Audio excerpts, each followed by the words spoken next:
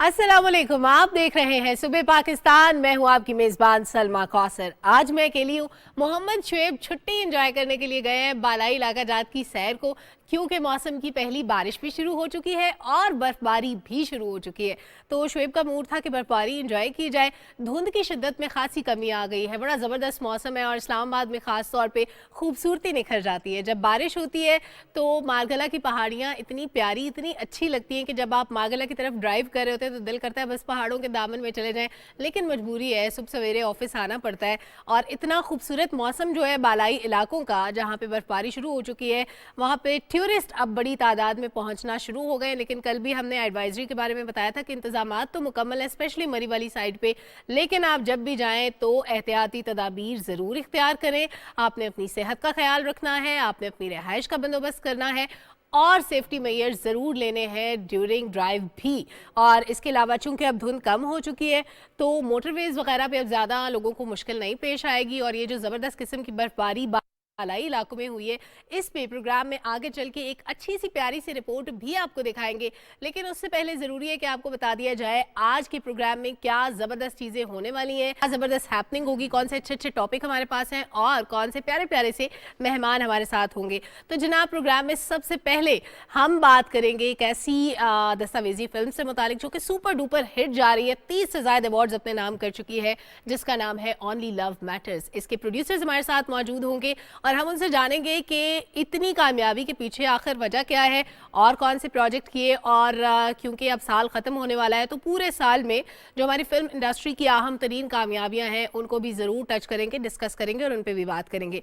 इसके अलावा हम आज बात करेंगे जनाब, मौसम की मुनासबत से गले की ख़राबी के मसाइल बहुत ज़्यादा है। 2-3 दिन से आपको लग रहा होगा मेरी आवाज़ भी कुछ बदली बदली सी है। हर घर में 2-3 बच्चे, 2-3 बड़े ज़रूर आपको खांसते हुए नज़र आएंगे। तो ये जो खुश्क मौसम था ये तो अब ख़त्म हो गया है, लेकिन इसके बाद भी ये जो गले की ख़राबी का सिलसिला ये कुछ दिन चलने वाला है। तो इसकी अलामात क्या है, इलाज क्या हो सकता है, कौन सी मेडिसिन लेनी चाहिए, किस डॉक्टर के पास जाना चाहिए और जो लोग अभी तक बचे हुए हैं उनको अपने आप को बचाने के लिए मज़ीद क्या करना है, तो इस पर भी बात करेंगे। डॉक्टर हमारे साथ मौजूद होंगे। और जनाब, हमेशा की तरह हमारा सेगमेंट अफकार इकबाल से मुतालिक, उसमें हमारे पास आज कुछ नई सी चीज़ें होंगी। अल्लामा इकबाल रूमी को अपना मुर्शद क्यों मानते थे, तसव्वुफ के बारे में क्या सोचते थे और उनकी ज़िंदगी के कुछ ऐसे पहलू जो अभी तक शायद हमने डिस्कस ना किए उनको भी डिस्कस करने की कोशिश करेंगे। इकबाल का फ़लसफ़ा, इकबाल की सोच, इकबाल के अफकार, इकबाल की कुतुब से मुतालिक भी बात होगी। जावेद नामा का मौजू क्या है ये भी आज हम डिस्कस करेंगे। इसके साथ साथ 2 ऐसे मेहमान भी हमारे साथ मौजूद होंगे जो कि दुखी इंसानियत की खिदमत में मसरूफ़ हैं। किडनी सेंटर चला रहे हैं, किडनी डायलिसिस सेंटर, इसके साथ साथ वोकेशनल ट्रेनिंग प्रोग्राम चला रहे हैं, लोगों की फलाह व बहबूद के लिए काम कर रहे हैं। लोगों की मदद करना आज के ज़माने में कितना ज़रूरी है, इस पर भी बात होगी। और साथ ही साथ इस पर भी बात होगी कि कौन सा शोबा है जहाँ पे हमें तवज्जो देने की ज़रूरत है, कहाँ पे हमें मज़ीद काम करने की ज़रूरत है। और जनाब, जुमे की मुनासबत से हमारा एक मौजू ऐसा होता है हमेशा जो कि हमारे मज़हब से जुड़ा होता है, हमारे दीन की रोशनी में कुछ ज़िंदगी से मुतालिक मामलात से जुड़ा होता है। और हम डिस्कस करेंगे कि कर्ज़े हसना बेसिकली क्या है और कर्ज़े हसना किस सूरत में हो सकता है। समटाइम्स ये होता है कि हम किसी से उधार लेते हैं, वापस नहीं करते या वापस करना भूल जाते हैं, तो उस सूरत में दीन क्या कहता है। और अगर आप किसी को कर्ज देने के बाद खुद से माफ़ कर देते हैं तो उसके बारे में दीन के अहकामात क्या हैं, ये सारी चीज़ें आज हम डिस्कस करेंगे। और आखिर में नाते रसूल मकबूल सल्लल्लाहु अलैहि वसल्लम भी आज हमारे प्रोग्राम का हिस्सा होगी। तो जनाब, हम बात कर रहे थे मौसम की। बैक टू द रिपोर्ट, जिसका मैंने जिक्र किया था कि रिपोर्ट हमारे पास मौजूद है प्यारे से खूबसूरत से मौसम से मुतालिक, बारिश से मुतालिक, बर्फबारी से मुतालिक। शाहरुख शफी की रिपोर्ट देखते हैं। मुल्क के बेशतर मैदानी इलाकों में वक्फे वक्फे से अब्रे करम बरसने से जाते हुए दिसंबर ने समा बांध दिया है। कहीं रिमझिम और कहीं बर्फबारी। इस खूबसूरत सर्द मौसम के बायस शहरियों के चेहरे खिल उठे हैं। मलका कौसार, मरी और गिलियात में स्याहों ने सर्द मौसम से लुत्फ अंदोज होने के लिए डेरे डाल दिए हैं। बहुत मजा आ रहा है हमें यहाँ पे, बहुत एक्साइटेड है हम। हमें बहुत ही इंजॉय करने को ये जो है बर्फबारी मिल रही है, क्योंकि हम चौथी दफा हमारा चक्कर है और पहली दफा हमें बर्फबारी मिली है यहाँ पे। तीसरी चौथी बारी आ रही हूँ, पहली दफा मिली है। अल्लाह का बहुत बहुत शुक्र है। गलियात में मौसम सरमा की बर्फबारी का तीसरा स्पेल शुरू हो गया है। नथिया गली, डोंगा गली, अयूबिया में भी बर्फबारी की शिद्दत में इजाफा हो गया है। नथिया गली और मुल्हिका सियाहती मकामात पर सियाहों का रश बढ़ गया है।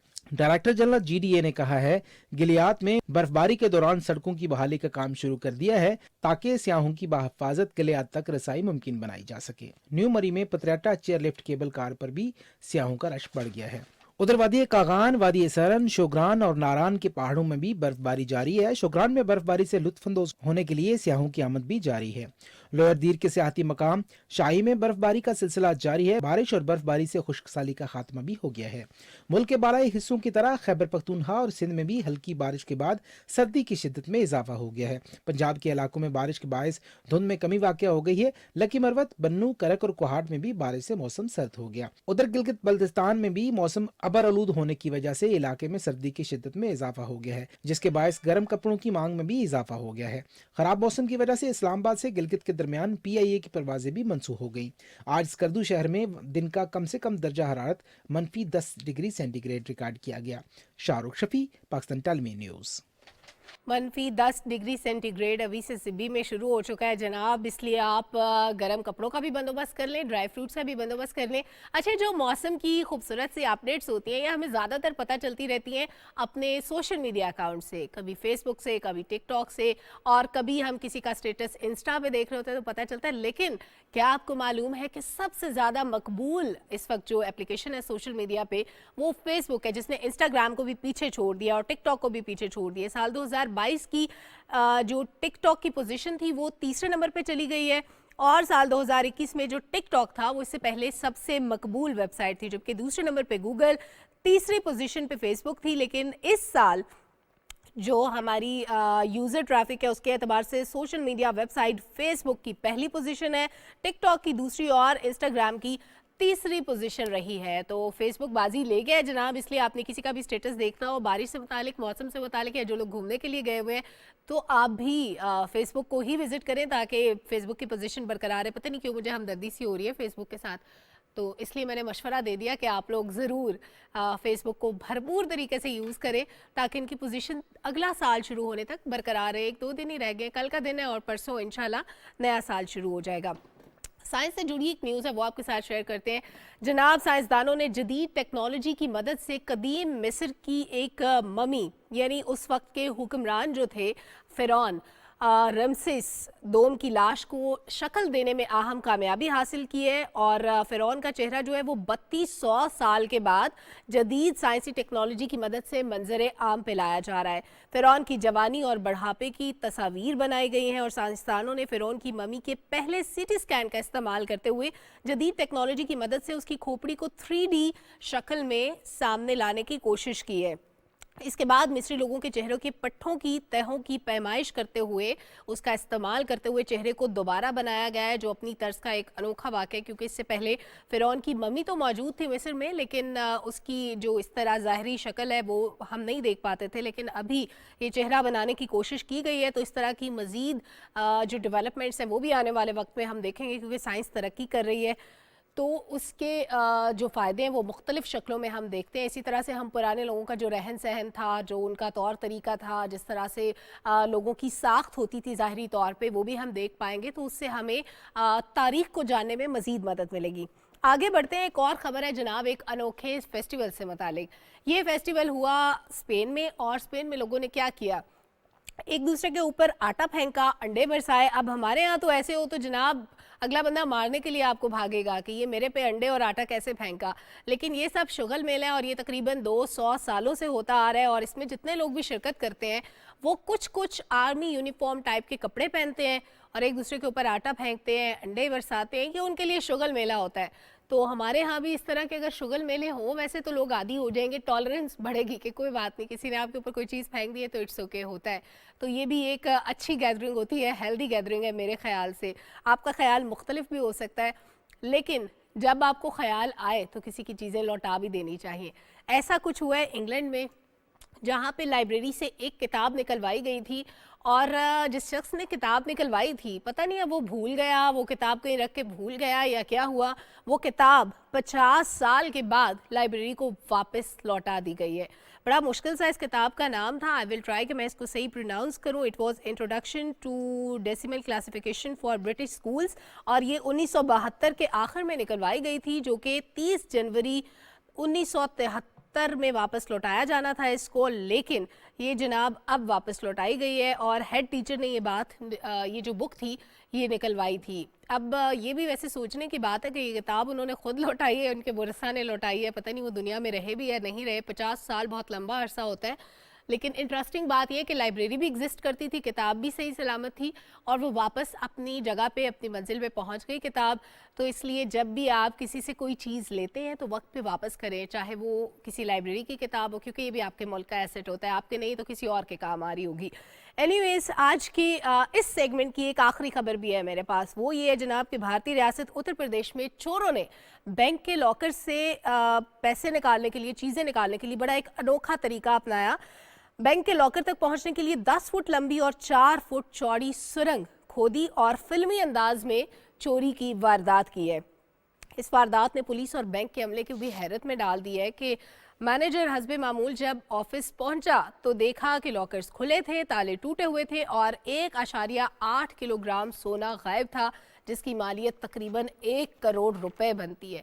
اب یہ سرنگ کھودنے میں ظاہر ہے وقت لگا ہوگا، کئی سال لگ جاتے ہیں یا کئی مہینے تو لگتے ہی لگتے ہیں۔ اتنی طویل سرنگ کھودنا، بینک کے لاکرز تک پہنچنا اور اس کے لیے ایک میپ کو فالو کرنا، یہ بڑا ٹیکنیکل کام ہے اور واقعی چکرا دینے والا کام ہے جو کہ یہاں پہ لوگوں نے کیا ہے۔ ویری اسٹرینج، میرے لیے بڑی حیرت کی بات تھی اور میں نے بھی سوچا کہ یہ آخر کسی نے اتنا دماغ لڑایا 1 کروڑ روپے مالیت کا سونا چوری کرنے کے لیے۔ اینی ویز، آگے بڑھتے ہیں، ہمارے پروگرام کے پہلے سیگمنٹ کے مہمان ہمارے ساتھ موجود ہیں اور جناب ہم بات کرنے والے ہیں ایک ایسی فلم کی، کیونکہ سال ختم ہو رہا ہے، اس فلم کی تو بات ہوگی لیکن بہت ساری اور فلموں کی بھی بات ہوگی۔ اونلی لو میٹرز، یہ ایک دستاویزی فلم تھی، ڈاکیومنٹری فلم تھی اور اس وقت دنیا بھر میں یہ فیسٹیول سرکٹ میں اور 30 سے زائد ایوارڈز اپنے نام کر چکی ہے۔ اس فلم میں کئی نئے نوجوان اداکاروں نے اپنی اداکاری کے جوہر دکھائے ہیں اور اس فلم کی کہانی ایک ماں کے گرد کیسے گھومتی ہے اس پہ بھی بات کریں گے۔ ہمارے ساتھ اس وقت موجود ہیں پروگرام میں film television producer doctor Iram Qureshi اور ڈاکٹر کامران قریشی، دونوں نے فلم، ٹی وی اور میڈیا میں پی ایچ ڈی کر رکھی ہے۔ السلام علیکم، کیسے ہیں آپ دونوں؟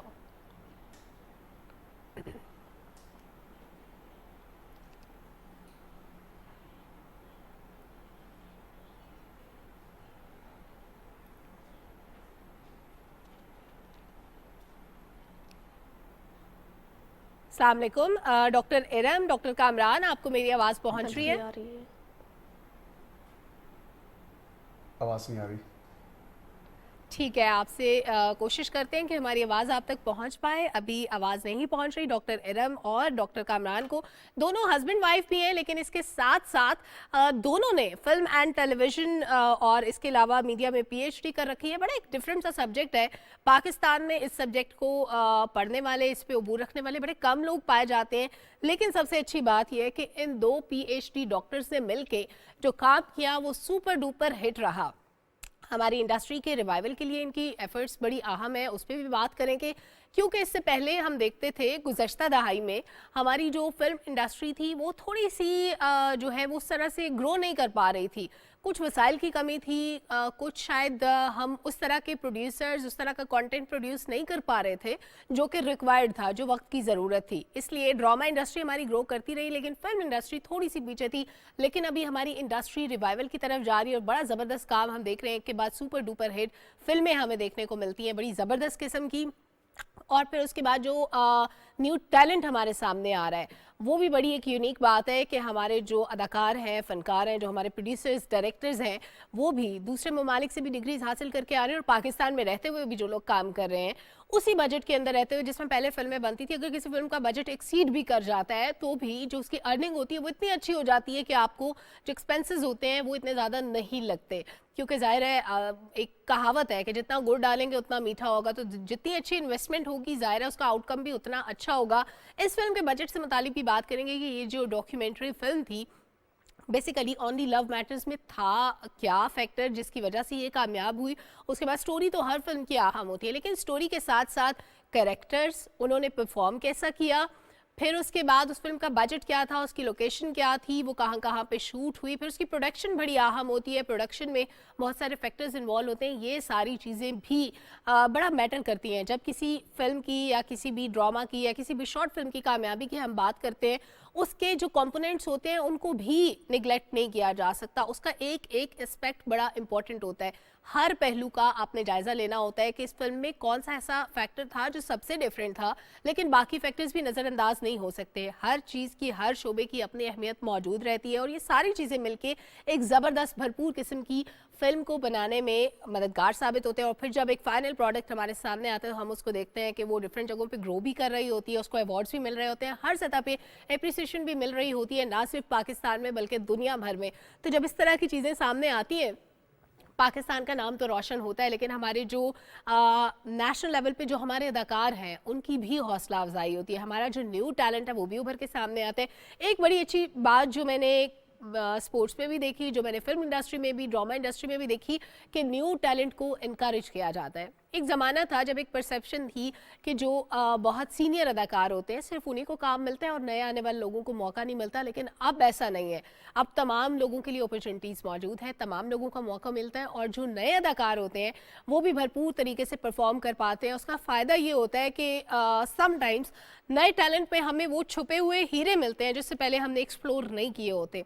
और जब इन लोगों की परफॉर्मेंस सामने आती है फिर एक के बाद एक काम मिलना शुरू हो जाता है। मतलब ऐसे होता है आपकी एक फिल्म हिट होगी या एक मैच आपने अच्छा खेला, उसके बाद आपको मैचेस में शामिल किया जाने लगता है, उसके बाद आपको फिल्मों में शामिल किया जाने लगता है। और समटाइम्स ये भी होता है कि एक अदाकार की परफॉर्मेंस फिल्म की कामयाबी की ज़मानत समझी जाती है। एक अदाकार का शामिल होना किसी फिल्म में ये समझा जाता है कि ये फिल्म ज़रूर सुपर डुपर हिट होगी क्योंकि इसमें ये अदाकार है। लेकिन अगेन वही बात कि बाकी फैक्टर्स को नज़रअंदाज नहीं किया जा सकता। उसकी स्टोरी, उसके सपोर्टिंग कैरेक्टर्स, उसके बाद जो प्रोडक्शन होती है वो बड़ा मैटर करती है। बहुत सारे फैक्टर्स होते हैं जिनका नज़रअंदाज करना आपको किसी मुश्किल में डाल सकता है। मुश्किल में डालने का मतलब ये है कि लेट सपोज आपने अगर कोई भी चीज़ नेगलेक्ट कर दिया, आपने कहा कि एक्टर अच्छा था और चलो प्रोडक्शन पे इतना ध्यान दिया तो कोई बात नहीं, वहाँ पे आप मार खा जाते हैं। एनीवेज, हमारे साथ कराची स्टूडियो से मौजूद हैं इस वक्त film television producers doctor Iram Qureshi और डॉक्टर कामरान कुरैशी। अस्सलाम वालेकुम, कैसे हैं आप दोनों? डॉक्टर इरम कुरैशी और डॉक्टर कामरान कुरैशी, अस्सलाम वालेकुम, कैसे हैं आप दोनों? अस्सलाम वालेकुम, बहुत खुश हैं कराची सेंटर आके पीटीवी आज 25 इयर्स बाद मेरा दोबारा आना हुआ और मदर इंस्टीट्यूशन से आई फील रियली प्राउड। जबरदस्त। अच्छा डॉक्टर कामरान, आप दोनों माशाल्लाह से डॉक्टर्स हैं। डॉक्टर इरम से भी मैं बात करूँ, लेकिन डॉक्टर कामरान आप सबसे पहले बताएं, आप दोनों की एक्साइटमेंट तो नजर भी आ रही है, ओनली लव मैटर्स की कामयाबी का राज क्या था?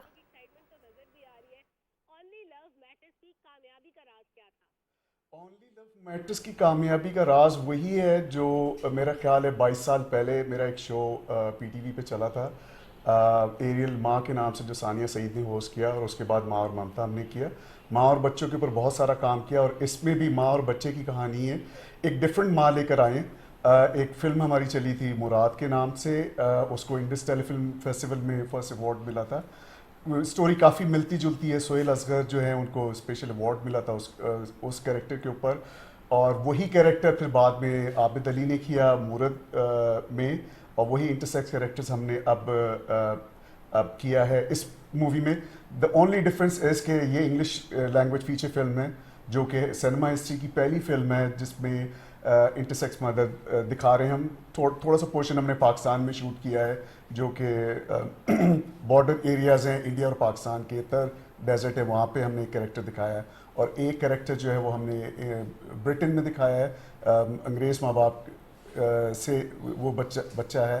तो बहरहाल ये दो बच्चों की कहानी है जो कि माँ और बेटी है, और उन दोनों के अपने लव ट्रैक्स भी हैं, और बहुत मज़े की कहानी है जिसमें बच्ची जो है माँ को छोड़ के चली जाती है, और वो माँ की स्ट्रगल है, वो पढ़ती है, पीएचडी तक पहुँचती है। किताब का नाम है बेसिकली ओनली लव मैटर्स, और उस किताब के थ्रू वो अपनी माँ की स्ट्रगल सारी डिस्कवर होती है उसको, कि मेरी माँ ने बहुत मेहनत की, पढ़ा लिखा, और फिर वो पीएचडी स्कॉलर बनी। उसने अपनी कम्युनिटी के लिए भी हेल्प की, रिसर्च की, और किताब लिखी, और क्या कहते हैं بیٹی کے لیے بھی جو کچھ کیا اس نے وہ بھی سامنے. زبردست. اور وہ جو ثانیہ سعید والے آپ نے پروجیکٹ کا ذکر کیا وہ بالکل مجھے یاد ہے, میں بھی دیکھا کرتی تھی پی ٹی وی پہ, بہت شاندار پروجیکٹ تھا آپ کا, بہت زبردست پروگرام ہوا کرتے تھے. اچھا ڈاکٹر ارم, اس فلم میں جتنے کریکٹرز تھے کیا وہ سارے پاکستانی فیسز تھے یا آپ نے کچھ دوسری کنٹریز سے بھی کچھ ٹیلنٹ آپ نے ایکسپلور کیا؟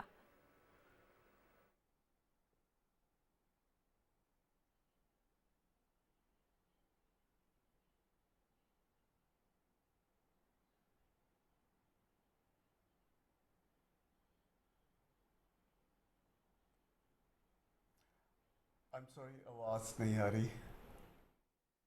اچھا, آواز کو سارٹ آؤٹ کرنے کی کوشش کرتے ہیں تاکہ میری آواز پہنچ پائے اور میں یہ جان سکوں کہ اس فلم میں جتنے بھی اداکار تھے کیا وہ پاکستان سے تعلق رکھتے تھے یا پاکستان سے باہر سے بھی تھے, کیونکہ ظاہر ہے اس میں کچھ فارنرز بھی دکھائے گئے ہیں. فلم کی سٹوری جو ہے بڑی انٹرسٹنگ ہے, بڑی یونیک ہے, لیکن سٹوری کے ساتھ ساتھ اچھا جیسے ابھی ڈاکٹر کامران ذکر کر رہے تھے ان کا جو پروجیکٹ تھا ثانیہ سعید والا, مجھے ابھی تک یاد ہے ایک ماں کے نام سے پروگرام لگا کرتا تھا اور ثانیہ سعید جو اسٹرگل کرنے والی مائیں ہوتی تھی ان کے لیے ان سے پوچھا جاتا تھا ان کی اسٹرگل کے. ڈاکٹر ارم ہمارے ساتھ موجود ہیں. ڈاکٹر ارم, آپ کو آواز آ رہی ہے تو مجھے بتائیے گا کہ اس فلم کے جتنے بھی کریکٹرز ہیں کیا وہ اداکار سارے پاکستان سے تعلق رکھتے ہیں یا پاکستان سے باہر بھی کسی کنٹری سے آپ نے ٹیلنٹ ایکسپلور کرنے کی کوشش کی ہے؟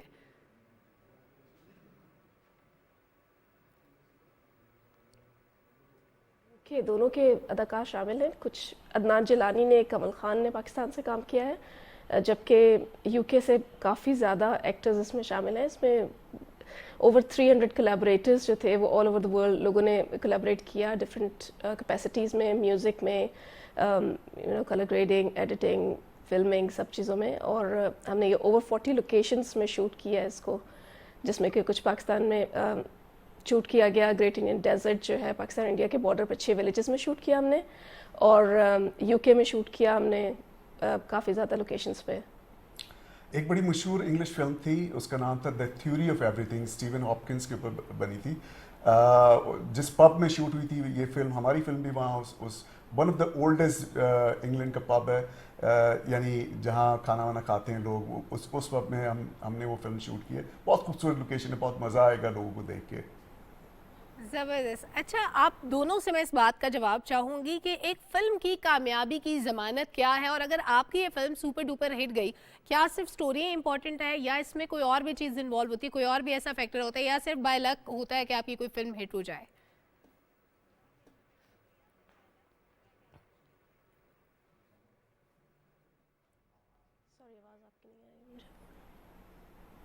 آواز چلی گئی.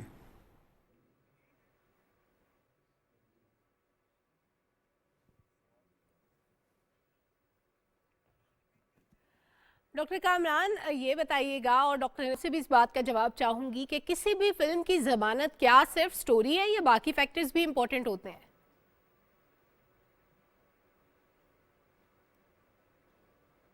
خیال ہے کہ سٹوری تو بہت ضروری ہے, بہت امپورٹنٹ ایلیمنٹ ہے, لیکن دوسرے ڈپارٹمنٹ بھی ایکولی امپورٹنٹ ہیں, جیسے کہ لوکیشنز ہو گئیں, وارڈروب ہو گیا, اچھے ایکٹرز ہو گئے. اگر ایکٹنگ اچھی نہیں کریں گے تو اوبیسلی فلم کیسے اچھی لگے گی. ڈائریکشن ہو گئی, پروڈکشن ہو گئی, یہ سارے فیکٹرز ہیں جو مل کے ایک ٹیم ورک کے تھرو اچھی فلم بناتے ہیں. لیکن اسکرپٹ جو ہے وہ بیک بون ہے. ارم جو ہے وہ ریورز بون یونیورسٹی لنڈن میں پڑھاتی ہیں, اسکرپٹ بھی اور دوسرے سبجیکٹ بھی. ارم میرا خیال ہے زیادہ بہتر طور پہ اس ٹاپک پہ بات کر سکیں گی. جی جی پلیز. جی, میں سمجھتی ہوں کہ اسکرپٹ کا بہت امپورٹنٹ رول ہے, بٹ ایز ویل ایز باقی چیزیں ایکولی امپورٹنٹ ہیں. اگر آپ کے پاس لوکیشنز اچھی نہ ہوں, آپ ایک کمرے میں اچھی سٹوری بھی لے جائیں گے تو شاید وہ اس طرح سے آپ کی فلم جو ہے وہ کام نہ کر سکے. تو آپ کو ہر چیز کو دیکھنا پڑتا ہے equally as well as script, لیکن اسکرپٹ جو ہے وہ ریئلی امپورٹنٹ ہے. ٹھیک, اسکرپٹ کے ساتھ ساتھ اور بھی بڑے امپورٹنٹ فیکٹرز ہوتے ہیں جن کو نظر انداز نہیں کیا جا سکتا. اچھا, کیونکہ آپ دونوں نے پی ایچ ڈی کر رکھی ہے, سب سے پہلے تو یہ میرے لیے ایک نئی بات ہے, کیونکہ اس انڈسٹری میں لوگ ہیں جو پی ایچ ڈی تک پڑھتے ہیں اور پھر پڑھنے کے بعد اس طرح سے سرو بھی کر رہے ہوتے ہیں. پی ایچ ڈی کرنے کی کوئی خاص ریزن, کیسا سبجیکٹ ہے, اور ہمارے یہاں اسپیشلی پاکستان میں کم پی ایچ ڈیز کیوں ہیں فلم انڈسٹری میں؟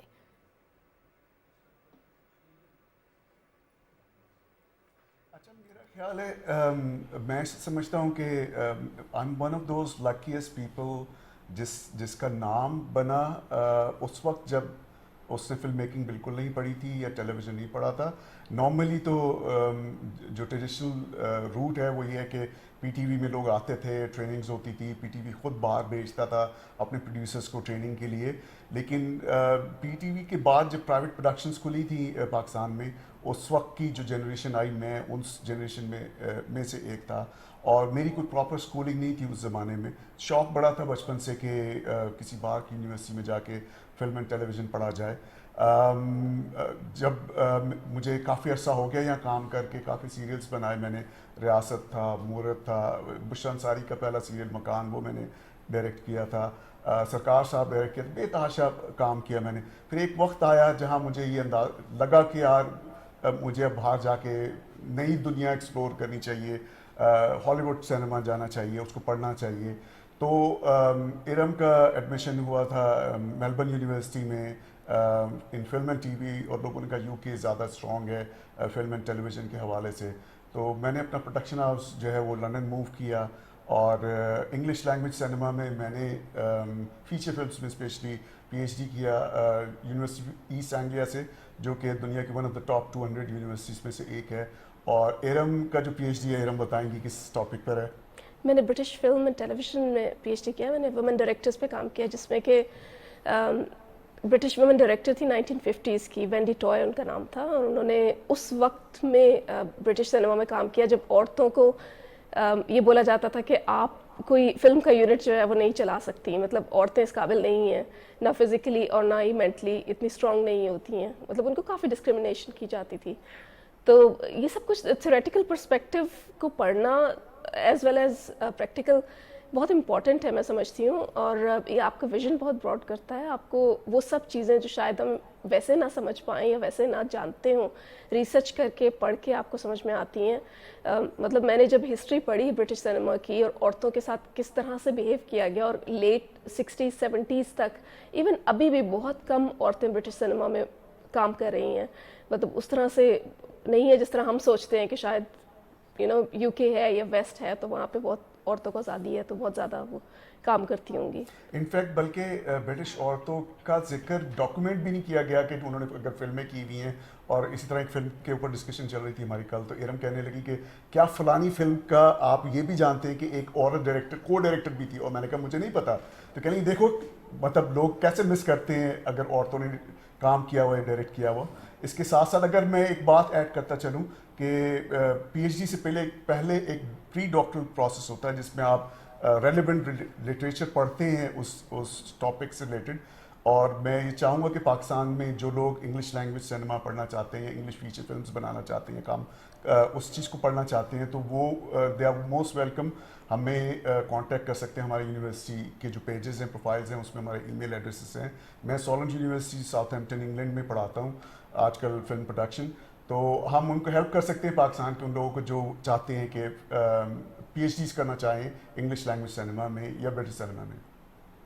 کیا بات ہے, زبردست. یعنی آپ اپنے ملک کے لوگوں کو سرو کرنے کو تیار ہیں, کوئی بھی آپ سے چاہے تو کانٹیکٹ کر سکتا ہے. اچھا, آپ نے طویل عرصے تک ڈاکٹر کامران, ڈاکٹر ارم, آپ دونوں سے میں اس بات کا جواب چاہتی ہوں کہ طویل عرصے تک آپ نے پاکستان انڈسٹری کو سرو کیا, فلم انڈسٹری کو بھی, اور پروگرامز بڑے اچھے اچھے پروجیکٹس آپ نے کیے پاکستان میں, بڑے اداکاروں کے ساتھ کام بھی کیا.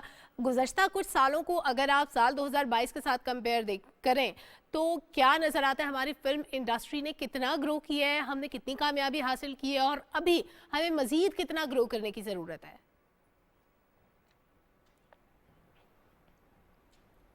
اچھا, میری ایک اسلام آباد ابھی میٹنگ ہو رہی تھی کچھ اتھارٹیز کے ساتھ, اسی ٹاپک کو لے کے ڈسکس کر رہے تھے ہم کہ ہم کیسے کنٹریبیوٹ کر سکتے ہیں یہاں کے فلم انسٹیٹیوشنس کو کنیکٹ کرنے میں یو کے یا یو ایس کے جو فلم انسٹیٹیوشنس ہیں. میرا یہ خیال ہے کہ فلم انڈسٹری میں جو ایک عمومی رائے ہے کہ ڈفرینٹ اسپیلز آتے ہیں پاکستان فلم انڈسٹری میں. ایک چھوٹا سا اسپیل آتا ہے سکسیزفل فلمس کا, اس کے بعد پھر ایک سیریز شروع ہو جاتی ہے جس میں فلمیں لو اسٹینڈرڈ بنتی ہیں یا وہ کامیاب نہیں ہوتی. اگر کنسسٹنٹ پالیسیز اگر اس طرح کی بنائی جائیں اور اس طرح کے ادارے ہوں جو فلم انڈسٹری کو سپورٹ کریں کانسٹنٹ بیسس پہ, न सिर्फ फिल्म इंडस्ट्री को सपोर्ट करें बल्कि यहाँ के इंस्टीट्यूशंस को वर्ल्ड के इंस्टीट्यूशंस के साथ कनेक्ट करें. फॉर एग्जांपल बाहर के मुल्कों में डिफरेंट इंडिपेंडेंट बॉडीज़ होती हैं, जैसा कि सिलेक्ट एक के नाम से एक बॉडी है फ्रांस में, जिसके तमाम वर्ल्ड रिनाउंड यूनिवर्सिटीज़ मेंबर हैं, और उनकी जो स्टूडेंट्स हैं उनकी फिल्म डायरेक्टली ऑस्कर अवार्ड के लिए वो 3 फिल्म सेलेक्ट करके वहाँ भेज सकते हैं, और बहुत सारी एडवांटेजेस हैं. तो हमारा जो करिकुलम है हमारे यहाँ यूके की यूनिवर्सिटीज़ में हर साल रिव्यू होता है, और उसमें जो भी लेटेस्ट नॉलेज होती है वो इनकॉर्पोरेट की जाती है. और एक्रीडिएशन जो है वो विद इन द यूनिवर्सिटीज़ नहीं होती, बल्कि बाहर के ममालिक में अलग से बॉडीज़ हैं जो एक्रीडिएशन करती हैं, जैसा कि सिलेक्ट हो गया, या पाइनविंड स्टूडियो लंदन में एक बहुत बड़ी ऑर्गेनाइजेशन है, स्किल सेट के नाम से एक ऑर्गेनाइजेशन है. और यूके की यूनिवर्सिटीज़ अगर ये समझ रही हैं कि उनको इम्प्रूवमेंट की ज़रूरत है, तो मेरे ख्याल है यहाँ की यूनिवर्सिटीज़ भी अगर चाहें तो वो इन कोलैबोरेशन कर सकती हैं, और इस तरह के इदारों के साथ अपने कोर्सेज अपग्रेड कर सकती हैं और उनके साथ इंटरेक्ट कर सकती हैं to have more quality for future generations. ठीक, डॉक्टर एरम.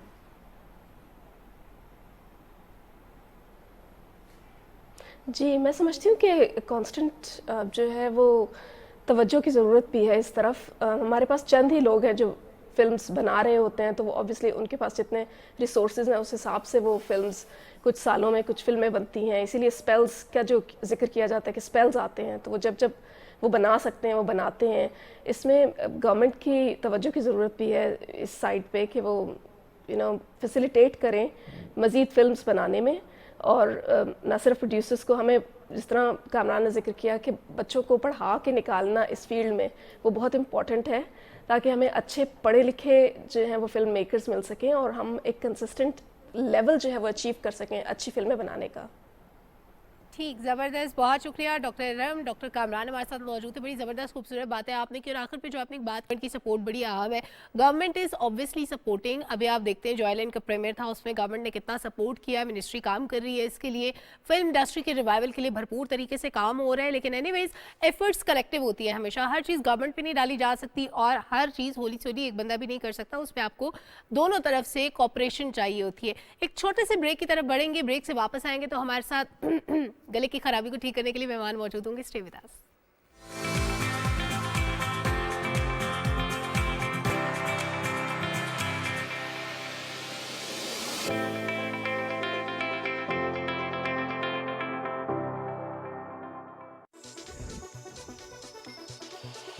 अशात से ऑनलाइन तक इस्लामी दुनिया की अव्वलीन कारोबारी खबरें, हक़ाइक़ पर मबनी बेलाग तज्ज़ी और तबसरे, सिर्फ एक क्लिक पर. डेली बिजनेस रिकॉर्डर, कारोबारी दुनिया की पहली तरजीह.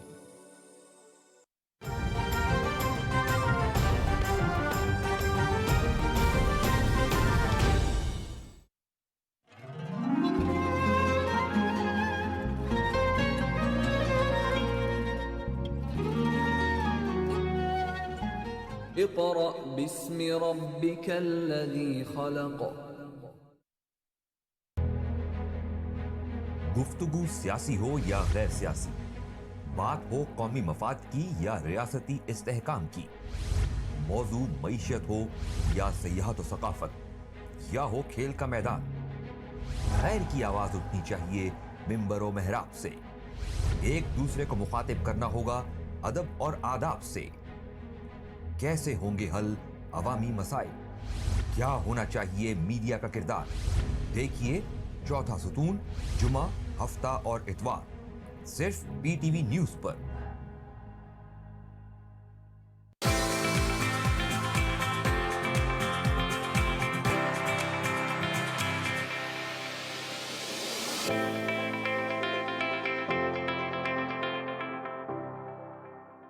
वेलकम बैक जनाब. गले की खराबी का मसला आजकल सबको दरपेश है. फ्लू भी हो रहा है, बुखार भी हो रहा है और गला ठीक नहीं हो रहा. किसी को खांसी है, किसी को गले में दर्द है, किसी को सांस लेने में दुश्वारी है. उसमें एक फैक्टर तो खुश्क मौसम था, बारिश हो गई है, तो अब फैक्टर थोड़ा सा चेंज हो गया है. अब ठंड की वजह से हो रहा है. बच्चों को ठंड लग जाती है, बुजुर्गों को ठंड लग जाती है, और जवान बंदा भी खैर कुछ ज़्यादा सेफ नहीं होता. गर्म कपड़े ना पहने तो जवान बंदे को भी ठंड लग जाती है. अब ये गले की खराबी, फेफड़ों के मसाइल, सांस लेने में दुश्वारी, ये सब जो हो रहा है इसको ठीक कैसे करें, इसके अलामात क्या है, इस पर बात करने वाले हैं हमारे ساتھ موجود ہیں اسلام آباد کے سب سے اچھے پلمونالوجسٹ ڈاکٹر شاذلی منظور. السلام علیکم سر, کیسے ہیں آپ؟ کیا حال ہے؟ بالکل ٹھیک, زبردست سر, بس تھوڑا سا گلا خراب ہے جیسے سب کا ہو سب کے گلا خراب تو ہے. اس کی علامات بیسیکلی ہے کیا کہ ٹھنڈ لگ گئی ہے؟ دیکھیں, ٹھنڈ لگنا مطلب یہ کوئی اس کا صحیح نہیں ہے, لفظ نہیں ہے. اصل میں یہ جو موسم ہے یہ فلو کا ہے, اور اس میں وائرسز آتے ہیں فلو کے, اور وہ دنیا میں اسپریڈ ہو جاتے ہیں. تو اس سے جو علامات آپ بتا رہی ہیں وہ نزلہ زکام ہے, کھانسی ہے, جس کو ہم مطلب آپ کی زبان میں یا ویسے جو لوگ یوز کرتے ہیں وہ فلو ہوتا ہے, ہم ڈاکٹرز کو انفلوئنزا کہتے ہیں. تو یہ اس موسم میں آتا ہے. ٹھنڈ میں یہ خاص وائرسز اکتوبر سے دسمبر جنوری تک آتے ہیں, اور پھر یہ اسی طرح کے علامات کاز کرتے ہیں. اور سر یہ گلے کی جو خرابی ہے, کیا یہ بھی موسم کی وجہ سے ہے؟ جی, یہ بھی موسم کی وجہ سے ہے, اور اس کو ہم تو یہ کہتے ہیں کہ خشک ہے, بارش نہیں ہوئی, لیکن یہ وائرسز گردش کرنا شروع کر دیتے ہیں اکتوبر سے دسمبر یا جنوری میں. تو یہ اس کا سیزن ہوتا ہے, اور دنیا میں یہ وائرس جو ہے اسی طرح لوگوں کو اٹیک کرتا ہے. اور وہ ہم تو اسے کہتے ہیں نا کہ نزلہ زکام ہو گیا, لیکن یہ عام نزلہ زکام سے ہٹ کے ہوتا ہے. اس کو ہم فلو یا آپ انفلوئنزا کہہ سکتے ہیں. اچھا سر, اگر فلو ہوتا ہے, لیٹ سپوز اب کسی کو کھانسی ہو رہی ہے, کسی کو صرف گلے میں درد ہو رہا ہے, اور کسی کو صرف سانس لینے میں دشواری ہو رہی ہے, کیا 3 طرح کے وائرس ہو سکتے ہیں ڈیفرنٹ, یا ایک ہی وائرس جو ہے وہ مختلف بندوں کو مختلف طرح سے اٹیک کرتا ہے؟ وائرس تو ایک ہی ہوتا ہے, لیکن دیکھیں ہر بیماری کی ساری علامات تو نہیں ہو سکتی نا. جس طرح یہ فلو کا جو وائرس ہے یہ گلا بھی خراب کرے گا, کھچ بھی, جسے آپ تھروٹ اریٹیشن کہتے ہیں, نزلہ زکام بھی کرے گا, آنکھوں سے پانی آئے گا, کچھ لوگوں میں یہ بڑھ کے جو ہے بخار بھی کرے گا, جسم میں درد بھی ہوگا, اور کچھ لوگوں میں یہ پھر بہت زیادہ جس طرح وہ کمپلیکیٹ کرے تو ایسما کا اٹیک بھی ہو سکتا ہے, یا زیادہ بیمار ہو سکتے ہیں, نمونیا ہو سکتا ہے, اسپتال جا سکتے ہیں.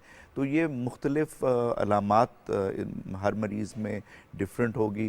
ہر مریض کا کچھ ہوتے ہیں سیلف لیمیٹنگ علامات ہوتے ہیں, کسی کے گلے میں خراش ہوتی ہے, تھوڑا بہت کھانسی کرتے ہیں, ٹھیک ہو جاتے ہیں, کسی کو ہلکا پھلکا نزلہ ہو جاتا ہے, چھینکیں آنے لگ جاتی ہیں, وہ بھی سیلف لیمیٹنگ ہوتا ہے, وہ خود سے چلے جاتے ہیں. تو ساری علامات ایک بیماری میں نہیں ہو سکتے. ٹھیک. اور کچھ لوگوں کے بارے میں سر کہا جاتا ہے کہ اس کا زکام پکا ہو گیا ہے, اس نے میڈیسن کھائی تھی, سر میں بیٹھ گیا ہے, اب یہ نہیں ٹھیک ہوگا, یہ کیا ہوتا ہے؟ جی, وہ اس لیے ہوتا ہے کہ ان کو انفیکشن تھوڑی زیادہ ہو جاتی ہے, ان کے سائنسز جو ہوتے ہیں وہ بلاک ہو جاتے ہیں, اس میں جو اسے آپ کہتے ہیں کہ بلغم پھنس جاتی ہے, تو وہ بیسیکلی ان کو تھوڑا سا کرونک علامات ہو جاتے ہیں. کرونک علامات یوزلی 5 سے 7 دن بعد جو ہے وہ ہم کہتے ہیں وہ کرونک ہو گئے. تو اس کے لیے آپ کو ڈاکٹر کو دکھانا ہوتا ہے, اور اگر وہ کوئی اینٹی بائیوٹک کوئی دوائی دے تاکہ ان کو مزید اس کی کمپلیکیشن نہ ہو اور مزید یہ کرونک نہ ہو جائے.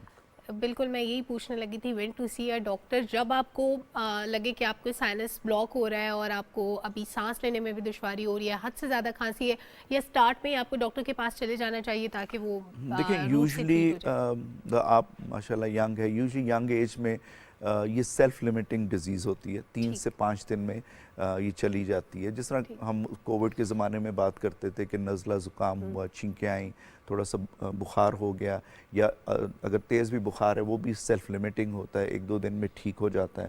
کھانسی ہوئی, تھروٹ اریٹیشن ہوگی, یہ خود سے چلا جاتا ہے. اگر یہ نہیں جاتا 4-5 دن میں اور مریض زیادہ شکایت کرنا شروع کر دیتا ہے, اس کی کھانسی نہیں جا رہی ہے, ایکسیسو کھانسی ہو رہی ہے, کنٹینیوس ہو رہی ہے, ان کو باؤٹس میں آ رہی ہے, اٹیکس میں آ رہی ہے, یا سانس ان کا پھولنے لگ گیا ہے, یا بخار نہیں جا رہا, تو ڈیفینیٹلی وہ پھر ڈاکٹر سے رجوع کریں. اچھا سر, بڑا اچھا آپ نے ذکر کیا کووڈ کا. کووڈ ابھی ختم نہیں ہوا, موجود ہے, اور ابھی میں ایک خبر دیکھ رہی تھی کہ کوئی 2 پروازیں ایسی ایک جگہ پہ پہنچی کہ آدھے سے زیادہ فلائٹ کووڈ پازیٹیو تھی.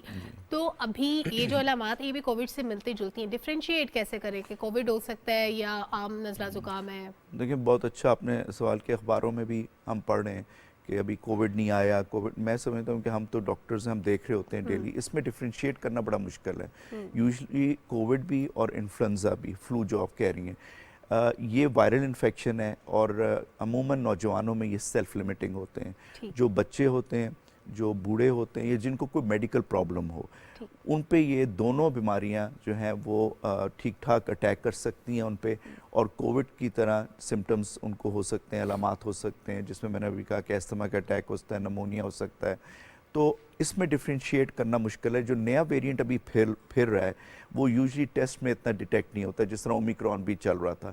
تو ڈفرینشیٹ کرنا اس ٹائم بہت مشکل ہے. انفلوئنزا کا بھی چل رہا ہے, کووڈ بھی آپ نے دیکھا ہے چائنا میں آ رہا ہے, ہمارے نیبرنگ کنٹری میں آ رہا ہے, یورپ میں پھر سے پھیل رہا ہے. تو جیسے ابھی میں نے آپ کو ذکر کیا کہ اگر آپ کی سیلف لمیٹنگ ڈیزیز ہے تو آپ اس میں وہی جو ٹوٹکے کرنے ہیں, گھر میں کچھ اینٹی ہسٹامین لے لیں, مطلب اینٹی الرجک لے لیں, یا وائٹامنز لے لیں, یا آپ جو پیناڈول پیراسٹامول سے گزارا کر سکتے ہیں. لیکن اگر علامات بڑھ جائیں, اور خاص طور پہ جو بچے ہیں اور بوڑھے ہیں, اگر اس میں علامات زیادہ بڑھیں اور نہ ٹھیک ہوں تو ان کو فوراً ڈاکٹرز کے پاس آپ لے کے جائیں. اچھا سر, بڑا کامن یوز ہے جوشاندہ کا, دن میں 3 4 5 دفعہ لینا. اب کہا جاتا ہے کہ یہ جڑی بوٹیوں سے بنا ہے, لیکن کیا یہ درست عمل ہے کہ آپ دن میں 3 4 دفعہ جوشاندہ پی لیں؟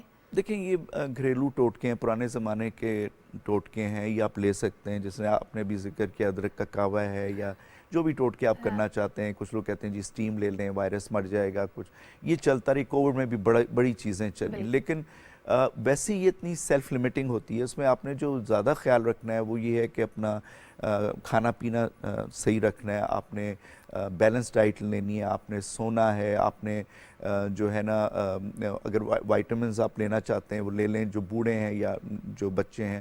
تو ٹوٹکے آپ کر لیں, لیکن کوئی ایسی ریسرچ نہیں ثابت نہیں کیا کہ آپ جوشاندہ پی لیں یا آپ کہوا لے لیں تو آپ اس سے ٹھیک ہو جائیں گے. یہ ویسے ہی آپ کی امیون سسٹم کو بڑھانے کے لیے ہم چیزیں دیتے ہیں. ہربل, ظاہر بات ہے ہربل کا کچھ نہ کچھ افیکٹ ہوتا ہے, دوائیاں بھی کچھ جڑی بوٹیوں سے بنتی ہیں, تو اس میں کوئی ایسی بڑی ریسرچ تو ہم نے نہیں دیکھی. کووڈ میں ہم لوگ وہ کرتے تھے. لیکن دیکھیں اگر اس کو آپ نے نہیں کیا, مطلب اگر بوڑھے ہیں یا نوجوان بچے ہیں یا جو لوگ جن کو کوئی میڈیکل پرابلم ہے, اگر وہ ڈاکٹر کے پاس نہیں جائیں گے تو دنیا میں اس سے ڈیتھس بہت ہوتی ہیں, بہت زیادہ ڈیتھس ہو جاتی ہیں. 6 سے 7 لاکھ لوگ انفلوئنزا میں ہر سال دنیا میں مر جاتے ہیں. یہ اتنا لیتھل ہوتا ہے؟ یہ اتنا لیتھل ہو سکتا ہے جی, ہو سکتا ہے. تو آپ نے ذکر کیا جیسا کووڈ ہے, تو اس میں آپ نے جو بیسیکلی ڈفرینشیٹ کرنا ہمارے لیے مشکل ہے, کیونکہ انفلوئنزا کا ٹیسٹ بھی نیگیٹو آ سکتا ہے. اس کے لیے خاص گورنمنٹ کی لیبارٹریز ہیں. کووڈ میں سمجھتا ہوں اب جو ویریئنٹ آ رہا ہے وہ ہماری لیبارٹریز اب پک نہیں کریں گی, وہ نہیں کر سکتی. اومیکرون میں تو بہت کم اس کا ریشو ہو گیا تھا. تو جیسے ابھی ذکر کیا کہ اگر آپ کی سیلف لمیٹنگ ڈیزیز ہے تو ٹھیک ہے, چاہے آپ جوشاندہ پئیں, کہوا پئیں, یا جو بھی آپ کر سکتے ہیں, گھر میں ٹوٹ کے سوپ پی لیں, یخنی پی لیں. لیکن اگر علامات نہیں جا رہے اور کچھ چیزیں ہیں جس میں سانس خراب ہو رہا ہے, بخار تیز ہو رہا ہے, کھانسی نہیں جا رہی, تو آپ فوراً ڈاکٹر کے پاس جائیں. اور سر یہ جو موسم کی وجہ سے جو فلو ہوتا ہے, یہ کنٹیجس کتنا ہوتا ہے؟ ایک گھر میں اگر ایک ممبر کو ہے تو باقی ممبرز کو لگنے کے کتنے چانسز ہوتے ہیں اور کیسے؟ بہت امپورٹنٹ سوال آپ نے کیا. دیکھیں کووڈ اور انفلوئنزا اسی طرح ایک دونوں سیم کنٹیجیس ڈیزیز ہے. ان کا جو پھیلنا ہے وہ بہت تیز ہوتا ہے. تو اسی لیے کووڈ میں جو ہم احتیاط بتاتے تھے, اور وہی احتیاط آپ نے فلو یا انفلوئنزا کے لیے کرنی ہے. مطلب اگر ہو گیا کسی کو تو وہ کوارنٹین ہو جائے, ڈسٹنس اپنا دور کر لے, جاب یا اسکول یا جہاں بھی کام کرتے وہاں نہ جائیں کچھ دنوں کے لیے. کیونکہ اور خاص طور پہ گھر میں اگر آپ کے چھوٹے بچے ہیں اور یا بوڑھے ماں باپ ہیں یا وہ لوگ جن کو کوئی میڈیکل پرابلم ہے, ان کے قریب نہ جائیں, ان سے اپنے آپ کو علیحدہ کر لیں. تو 3 سے 5 دن یہ سیلف لمیٹنگ ڈیزیز ہے, اس میں یہ زیادہ تیزی سے پھیلا سکتی ہے. تو آپ اس کو پھیلانے سے روکیں جس طرح ہم کووڈ میں کرتے تھے. اور سر کیا بار بار کف سیرپس لینا درست عمل ہے کھانسی روکنے کے لیے؟ دیکھیں جس طرح میں آپ کو اس کا ایک ایگزامپل دے سکتا ہوں کہ کسی کو بلڈ پریشر ہے, اس کی وجہ سے اس کو سر میں درد ہے, تو آپ اس کا پیناڈول لے لیں گے, سر میں درد تو چلا جائے گا لیکن اس کا بلڈ پریشر کنٹرول نہیں ہوگا. تو اسی طرح کھانسی کا سیرپ اس کی کھانسی تو تھوڑا سا بٹھا دے گی, لیکن جو اندر اس کے چیز ہو رہی ہے اس کو وہ ٹھیک نہیں کرے گی. تو وہ بھی جوشاندہ کی طرح ہی ہے کہ تھوڑا سا لوگ گھبرا جاتے ہیں کھانسی سے, تو کھانسی کو چھپانے کی یا دبانے کی کوشش کرتے ہیں. تو جیسے میں نے کہا کہ اگر کھانسی نہیں جا رہی, آپ نے شربت لے لیا ہے, قہوہ لے لیا ہے, جوشاندہ لے لیا ہے, اور کھانسی بھی ایک علامت ہے اس کی, ہو سکتا ہے کہ کسی کو نمونیا نہ ہو رہا, ہو سکتا ہے اس کو اس ٹائم دمے کا اٹیک نہ ہو رہا, تو اگر کھانسی نہیں جا رہی تو آپ ڈاکٹر کے پاس جائیں. اور صرف جب یہ کھانسی ہو رہی ہوتی ہے بار بار, چیسٹ انفیکشن, عام طور پہ لوگ خود ہی اس کی میڈیسن لینا شروع کر دیتے ہیں کہ چیسٹ انفیکشن کی وجہ سے کھانسی ہوگی, اور دوسری چیز پھیپھڑے متاثر ہو رہے ہوتے ہیں, لوگوں کو اس کا علم نہیں ہوتا. جی بالکل, وہ اپنے کا خود سے ہی, جس طرح آپ بجائے ڈاکٹر کے خود, آج کل تو کووڈ کی وجہ سے لوگوں نے خود سے سیلف میڈیکیشن کر لی ہے, 1 2 3 4 5 دوائیاں رکھ کے اس کو لینا شروع کر دیا. لیکن اس میں یہ ہوتا ہے کہ جو پرابلم ہے وہ خراب ہو سکتا ہے اور مریض کو کوئی نہ کوئی نمونیا یا دمے کی یا کوئی اور کمپلیکیشن ہو سکتی ہے اور وہ اسپتال پہنچ سکتا ہے. اور اسپتال پہنچنے سے بچنے کے لیے ضروری ہے کہ آپ ٹائم سے ڈاکٹر کے پاس چلے جائیں تاکہ آپ بچ سکیں. مطلب ہر وقت آپ ڈاکٹر کے پاس جانے کی ضرورت نہیں ہے. جو ہیلدی لوگ ہیں ان میں 3 سے 5 دن یہ سیلف لمیٹنگ ڈیزیز ہے, آپ بے شک نہ جائیں, لیکن اس کے بعد اگر بخار نہ جائے, کھانسی زیادہ ہو, شدید ہو یا سانس کی تکلیف ہو تو پھر ڈاکٹر کے پاس ضرور جائیں. بہت شکریہ ڈاکٹر صاحب, آپ نے ٹائم دیا, بڑی یوزفل باتیں بتائیں کہ بھئی اگر موسم کی وجہ سے آپ کی طبیعت خراب ہے تو خیال ضرور رکھیں, اور جب 3 سے 5 دن سے ایکسیڈ کر جائے آپ کی کھانسی, نزلہ, بخار جو بھی ہے تو پھر ڈاکٹر کے پاس ضرور جائیں. چھوٹے سے بریک کی طرف بڑھنا ہے. نیوز بریک کے بعد واپس آئیں گے, کچھ اور مہمان ہمارے ساتھ موجود ہوں گے. Stay tuned.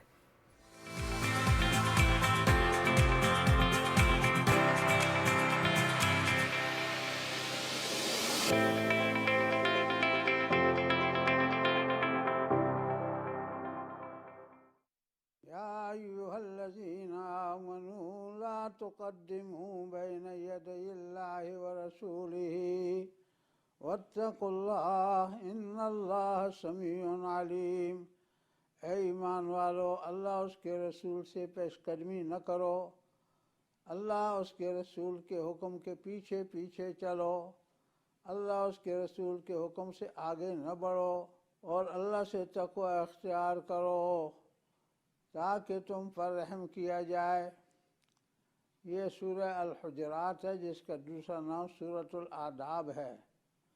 اس میں سب سے پہلے تو نبی صلی اللہ علیہ وسلم کے آداب بیان کیے گئے ہیں, اس کے بعد جھوٹی خبروں کی اشاعت سے روکا گیا ہے, اس کے بعد اہل ایمان کے درمیان لڑائیوں جھگڑوں کا حکم دیا گیا ہے کہ اگر 2 گروہ مسلمانوں کے آپس میں لڑ جائیں تو ان کے درمیان میں صلح کراؤ. فرمایا گیا انما المؤمنون اخوۃ فاصلحوا بین اخویکم اتقوا اللہ لعلکم ترحمون. مومن آپس میں بھائی ہیں, پس اللہ سے تقوی اختیار کرو اور ان کے درمیان میں صلح کراؤ, امید ہے کہ تم پر رحم کیا جائے گا. اس کے بعد باہمی لوگوں کا تمسخر اڑانے سے روکا گیا ہے, تنابز بالالقاب یعنی برے ناموں سے یاد کرنے سے روکا گیا ہے, غیبت سے روکا گیا ہے, بہتان سے روکا گیا ہے. یہ ساری چیزیں وہ ہیں جو فتنہ فساد کا ذریعہ بنتی ہیں, ان سے روکا گیا ہے. اے دنیا بھر کے انسانوں سن لو, ہم نے تم کو ایک ہی مرد اور ایک عورت سے پیدا کیا ہے.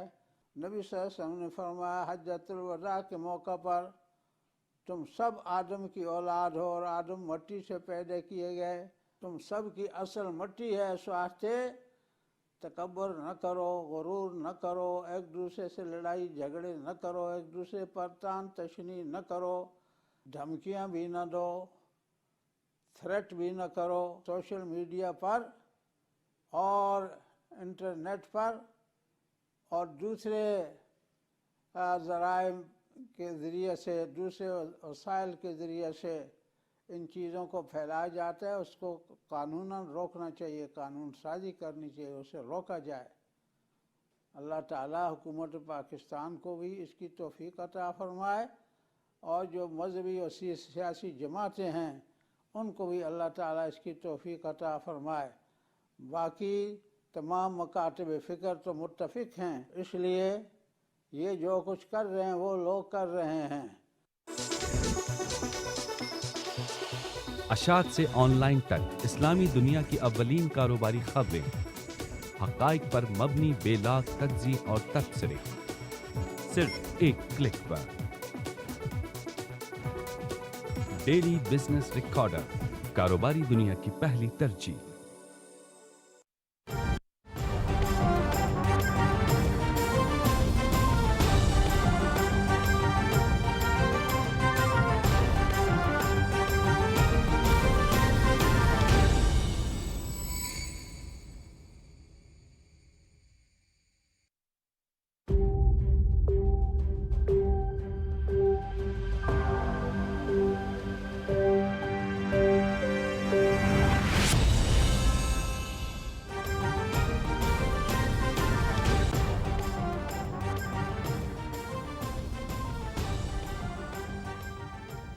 سیلاب زدگان کی بحالی اور تباہ شدہ انفراسٹرکچر کی تعمیر ایک بڑا چیلنج. موسمیاتی تبدیلیوں کی وجہ سے سینکڑوں جانیں اور اربوں ڈالر کا نقصان ہوا.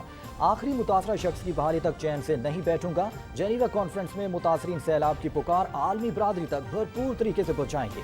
وزیر اعظم محمد شہباز شریف.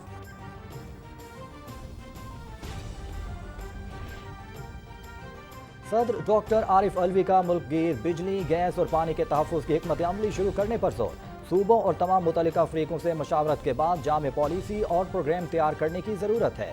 توانائی کی بچت کے لیے مارکیٹس کی بندش اور طریقہ کار کے لیے تمام سٹیک ہولڈرز کے درمیان اتفاق رائے پیدا کیا جانا چاہیے. صدر ڈاکٹر عارف علوی.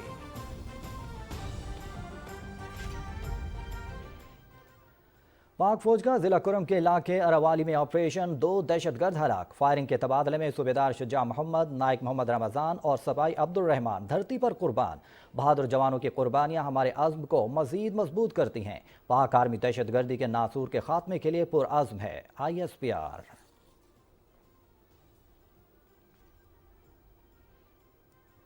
وزیر اعظم اور صدر مملکت کا ضلع کرم میں دہشت گردوں کے خلاف بھرپور کارروائی پر پاک فوج کو خراج تحسین. شہداء کو خراج عقیدت، اہل خانہ سے ہمدردی اور تعزیت. دہشت گردی کے خلاف ذہنی عزم اور ثابت قدمی کے ساتھ آگے بڑھتے رہیں گے.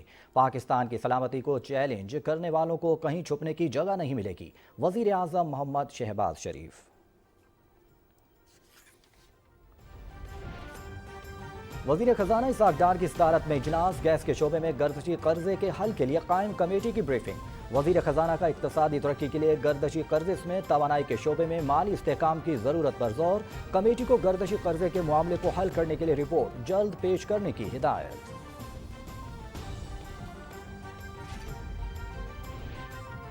استعفوں کی تصدیق کے لیے PTI ارکان کو فردن بلایا جائے گا. کچھ ارکان عدالت چلے گئے اور کچھ استعفیٰ دینا ہی نہیں چاہتے. معاملہ آئین کے مطابق دیکھیں گے. سیاست میں دروازے بند نہیں کیے جاتے. ملک کو درپیش چیلنجز پر قابو پانے کے لیے مفاہمت کی ضرورت ہے. اسپیکر قومی اسمبلی راجہ پرویز اشرف.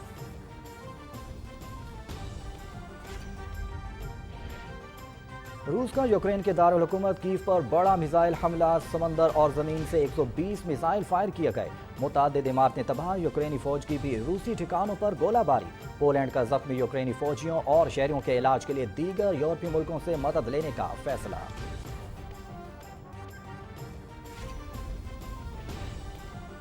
بھارت کا تیار کردہ کھانسی کا شربت زہر بن گیا. ازبکستان میں 18 بچے جاں بحق. لیبارٹریز ٹیسٹ میں شربت میں مضر صحت کیمیکل کی زیادہ مقدار پائی گئی. رواں سال افریقی ملک گیمبیا میں بھی بھارت کا کھانسی کا شربت پینے سے 69 بچوں کی اموات ہوئی تھیں. نیپال بھی بھارتی دواؤں پر پابندی لگا چکا ہے.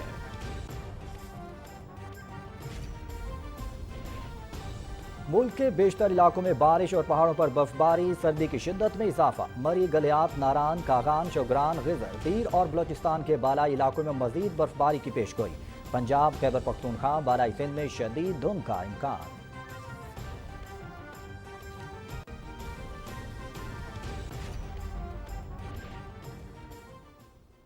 کراچی ٹیسٹ کا آخری روز. پاکستان کی دوسری اننگز میں خسارے کے ساتھ بیٹنگ جاری. نیوزی لینڈ نے پہلی اننگز 612 رنز 9 کھلاڑی آؤٹ پر ڈکلیئر کی. پاکستان نے پہلی اننگز میں 438 رنز بنائے تھے. سیریز PTV سپورٹس HD پر براہ راست. اور فٹ بال کی دنیا کا ایک اور شاندار باب ختم ہو گیا. برازیل کے لیجنڈ فٹ بالر پہلے 82 سال کی عمر میں انتقال کر گئے. کینسر کے عارضے میں مبتلا پہلے 3 فٹ بال کپس کی فاتح ٹیموں کا حصہ رہنے والے واحد کھلاڑی ہیں. انہوں نے 1957 سے 1971 تک 92 بین الاقوامی مقابلوں میں برازیل کی نمائندگی کی اور 77 انٹرنیشنل گولز کیے.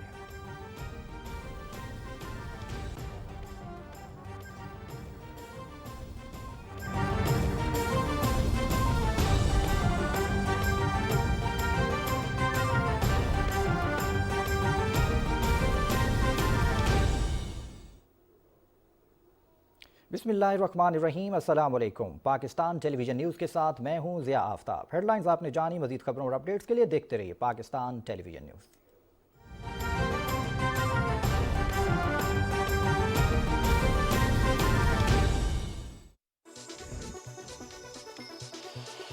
اشاعت سے آن لائن تک اسلامی دنیا کی اولین کاروباری خبریں. حقائق پر مبنی بے لاگ تجزیے اور تبصرے. सिर्फ एक क्लिक पर। डेली बिजनेस रिकॉर्डर, कारोबारी दुनिया की पहली तरजीह।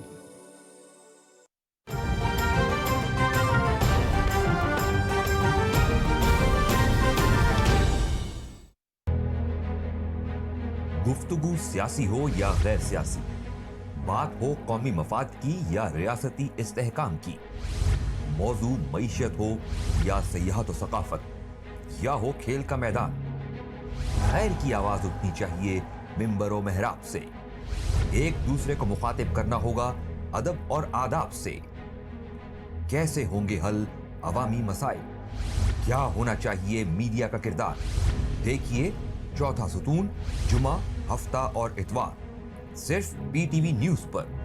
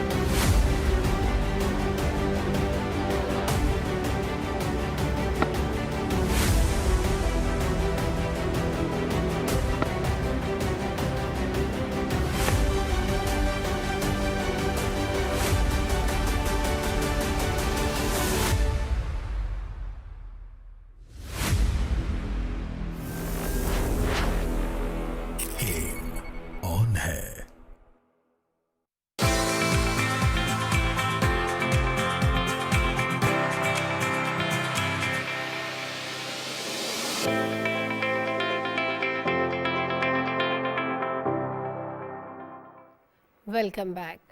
बात करते हैं अल्लामा मोहम्मद इकबाल की, शायर मशरिक की, एक सच्चे आशिक रसूल की, एक मर्द मोमिन की, जिसने कौम को ना सिर्फ फ़लसफ़ा दिया, ना सिर्फ पहचान दी, बल्कि सोई हुई कौम को जगाया उस वक्त जब ग़ुलामी के अंधेरों से निकालने की ज़रूरत थी कौम को। इकबाल की शायरी ने वो किरदार अदा किया जो शायद कोई जंगजू नहीं कर सकता था। इकबाल ने अपनी शायरी से, अपने अफकार से लोगों को वो सोच दी, नौजवानों को वो शौक़ दिया कि वो स्ट्रगल करें और अपने लिए एक अलहदा मुमलिकत के क़याम के लिए जदोजहद करें।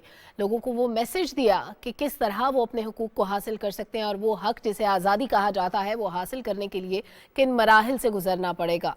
अल्लामा मोहम्मद इकबाल नौजवानाने उम्मत को बुलंद निगाही, सुखन दिलनवाज और जाँ पुरसोज रखने का दर्स देने वाले रहनुमा थे, जबकि मौलाना जलालुद्दीन रूमी को अपना पीरो मुर्शद मानते थे, तस्लीम करते थे। इकबाल मौलाना रूमी को क्यों अपना मुर्शद तस्लीम करते थे, इस पर भी आज के प्रोग्राम में हम बात करेंगे। हमारे साथ मौजूद है माहिर इकबालियात डॉक्टर हसन रज़ा इकबाली साहब। अस्सलाम वालेकुम सर, कैसे हैं आप?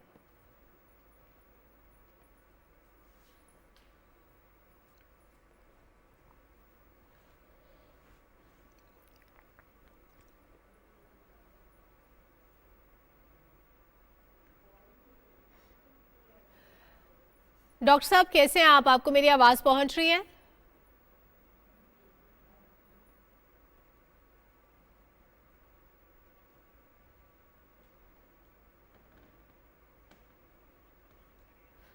डॉक्टर हसन रज़ा इकबाली साहब से दोबारा कनेक्ट करने की कोशिश करते हैं और जानेंगे कि इकबाल ने जो शाहीन का तस्वुर दिया, आखिर नौजवान को शाहीन क्यों कहा। बहुत सी खुसूसियात शाहीन में ऐसी है जो दीगर परिंदों में नहीं होती। शाहीन मुर्दार नहीं खाता, शाहीन अपना शिकार खुद करता है।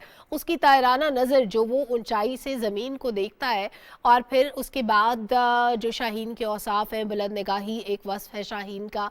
शाहीन से तशबीह देना नौजवान को, इसका मतलब ये था। साथ ही साथ खुदी का फ़लसफ़ा भी इकबाल ने दिया। तो इकबाल ने कहा कि नौजवान अपने आप को पहचाने। अल्लाह ताला ने जो सिफ़ात इंसान को बख्शी हैं, अशरफुल मखलूक़ात बनाया इंसान को, तो यूं ही अशरफुल मखलूक़ात नहीं कहा जाता। बहुत से औसाफ ऐसे हैं जो हमें हर मखलूक से मुमताज़ करते हैं, और फिर जब नौजवानों को शाहीन से तशबीह दी जाती है तो शाहीन की वो खुसूसियात ही वजह है जो बाकी परिंदों से शाहीन को मुमताज़ करती हैं।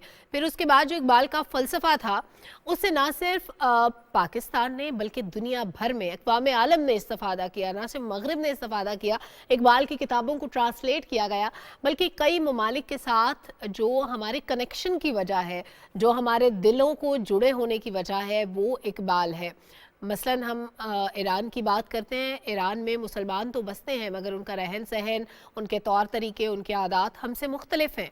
लेकिन जो एक चीज़ हम दोनों कल्चर्स को आपस में कनेक्ट करती है वो इकबाल है। ईरान की कोई जगह ऐसी नहीं जहाँ पे इकबाल की तस्वीर ना हो, इकबाल के अफकार ना हो, और वो लोग इकबाल को जितना अच्छा पढ़ते हैं, समझते हैं, शायद हम अभी उस लेवल पे भी नहीं पहुँच पाए। डॉक्टर हसन रज़ा इकबाली साहब हमारे साथ मौजूद हैं, माहिर इकबालियात हैं। डॉक्टर साहब कैसे हैं आप, खैरियत से हैं?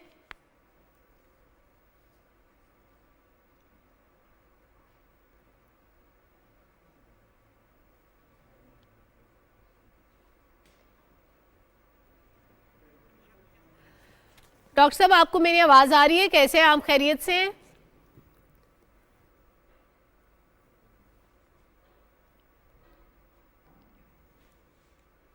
डॉक्टर हसन रज़ा इकबाली साहब आप मुझे सुन पा रहे हैं? कोशिश करते हैं कि डॉक्टर साहब को मेरी आवाज़ पहुंच पाए। अल्लामा इकबाल के अफकार से मुताल्लिक बहुत से ऐसे मौज़ूआत हैं जिन पे बात किया जाना ज़रूरी है, और एक बड़ा खूबसूरत शेर जो सच्चे आशिक रसूल तो थे ही अल्लामा मोहम्मद इकबाल, उनकी शायरी में हज़रत मोहम्मद सल्लल्लाहु अलैहि वसल्लम से मोहब्बत की झलक नज़र आती है, और उनके जो अफकार का जो माखज़ है वो कुरान हकीम है। तो कैसे मुमकिन है कि उनके मौज़ूआत में, उनकी तख्लीक़ात में, तसानीफ़ में हमें ज़िंदगी के उसूल ना मिलते हो, हमें ज़िंदगी के हर पैराए में रहनुमाई ना मिलती हो। एक बड़ा खूबसूरत शेर था अल्लामा इकबाल का कि मोहम्मद से वफ़ा तूने तो हम तेरे हैं, ये जहाँ चीज़ है क्या लौह कलम तेरे हैं। ये इतना अच्छा शेर था जो आज तक मुझे याद है, कभी बचपन में किसी तकरीर में लिखा गया था। लेकिन एक शेर याद कर लेना काफ़ी नहीं, एक शेर से उनके एहसासात की तर्जुमानी नहीं होती, उनके अफकार की तर्जुमानी नहीं होती, बल्कि कई अशार हमें दरकार हैं जो हमारी ज़िंदगियों में हमारी रहनुमाई कर सकें।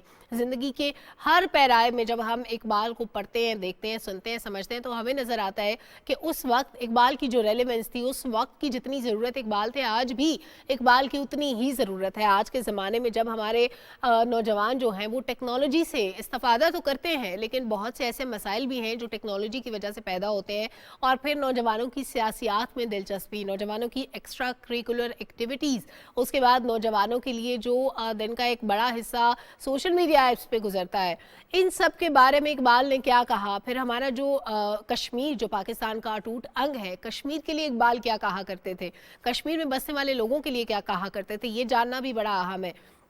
इकबाल ने फ़लसफ़ा खुदी तो दिया, लेकिन फ़लसफ़ा हयात भी दिया, फ़लसफ़ा मौत भी दिया। इकबाल के फ़लसफ़े इतने शोबों में मौजूद हैं कि हमें उन फ़लसफ़ों को एक्सप्लोर करने की ज़रूरत है। इकबाल की फ़िक्र को उन हवालों से भी एक्सप्लोर करने की ज़रूरत है कि मौत के बाद की ज़िंदगी के बारे में इकबाल क्या कहा करते थे।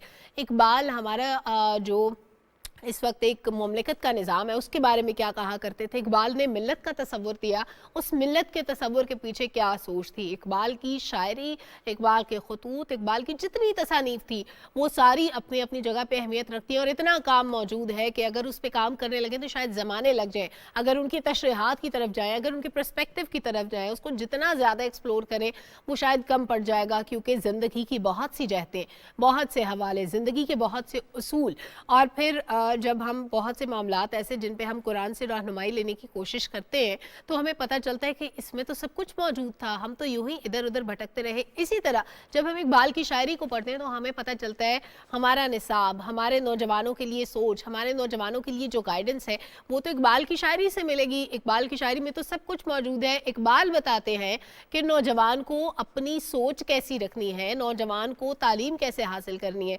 साइंस और तरक्की पे इकबाल ने बहुत जोर दिया। हमारे साथ मौजूद हैं इस वक्त माहिर इकबालियात डॉक्टर हसन रज़ा इकबाली साहब। डॉक्टर साहब आपको मेरी आवाज़ आ रही है?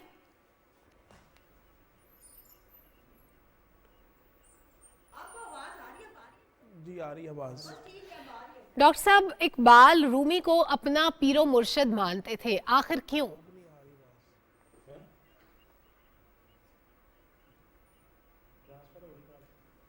बिस्मिल्लाहिर्रहमानिर्रहीम।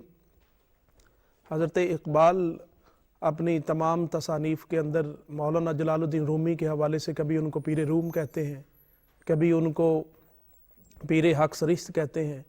हज़रत अल्लामा इकबाल की शायरी के अंदर मौलाना रूमी का जो उनसर है या दखल है, पूरी अल्लामा की जो तसानीफ़ है, पूरी जो अल्लामा की शायरी है, उसमें हज़रत अल्लामा ने अपने मुर्शद मौलाना रूमी का तज़किरा किया है।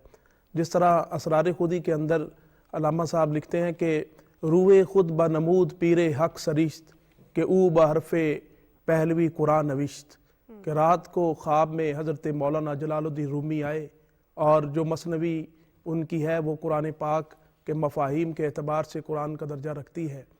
اس طرح حضرت علامہ اقبال قلندر لاہوری نے اسرار خودی کی جب آغاز کیا تو اس میں انہوں نے بتایا کہ مولانا جلال الدین رومی مجھے خواب میں آئے اور انہوں نے کہا کہ مثنوی لکھو، اور میں نے مثنوی لکھنا شروع کی، یعنی کہ بعالم رویا میں حضرت علامہ کو جلال الدین رومی نے مثنوی اسرار خودی جو ان کی پہلی تصنیف ہے لکھنے کا جو ہے وہ خواب کے اندر جو ہے وہ حکم دیا۔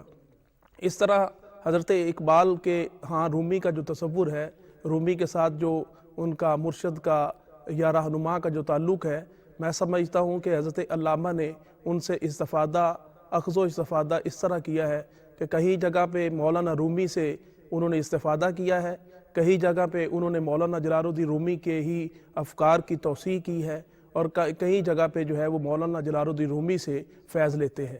مثلا علامہ اقبال کا نے رومی سے کیا مستعار لیا ہے، کیا ان سے اخذ کیا ہے، جس طرح ہر خیال را خیال می خورد، ہر خیال جو ہے وہ دوسرے خیال کو کھا جاتا ہے۔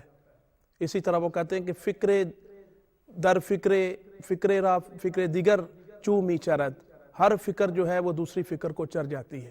حضرت علامہ نے اس سے نتیجہ اخذ کیا کہ جس طرح پیر گردوں آدم می خورد، کہ آسمان کے نیچے جو ہے وہ آدمی کو کھا جاتا ہے، ملتی بر ملتی دیگر می چرد، ہر ملت جو ہے وہ دوسری ملت کو کھا جاتی ہے، چر جاتی ہے۔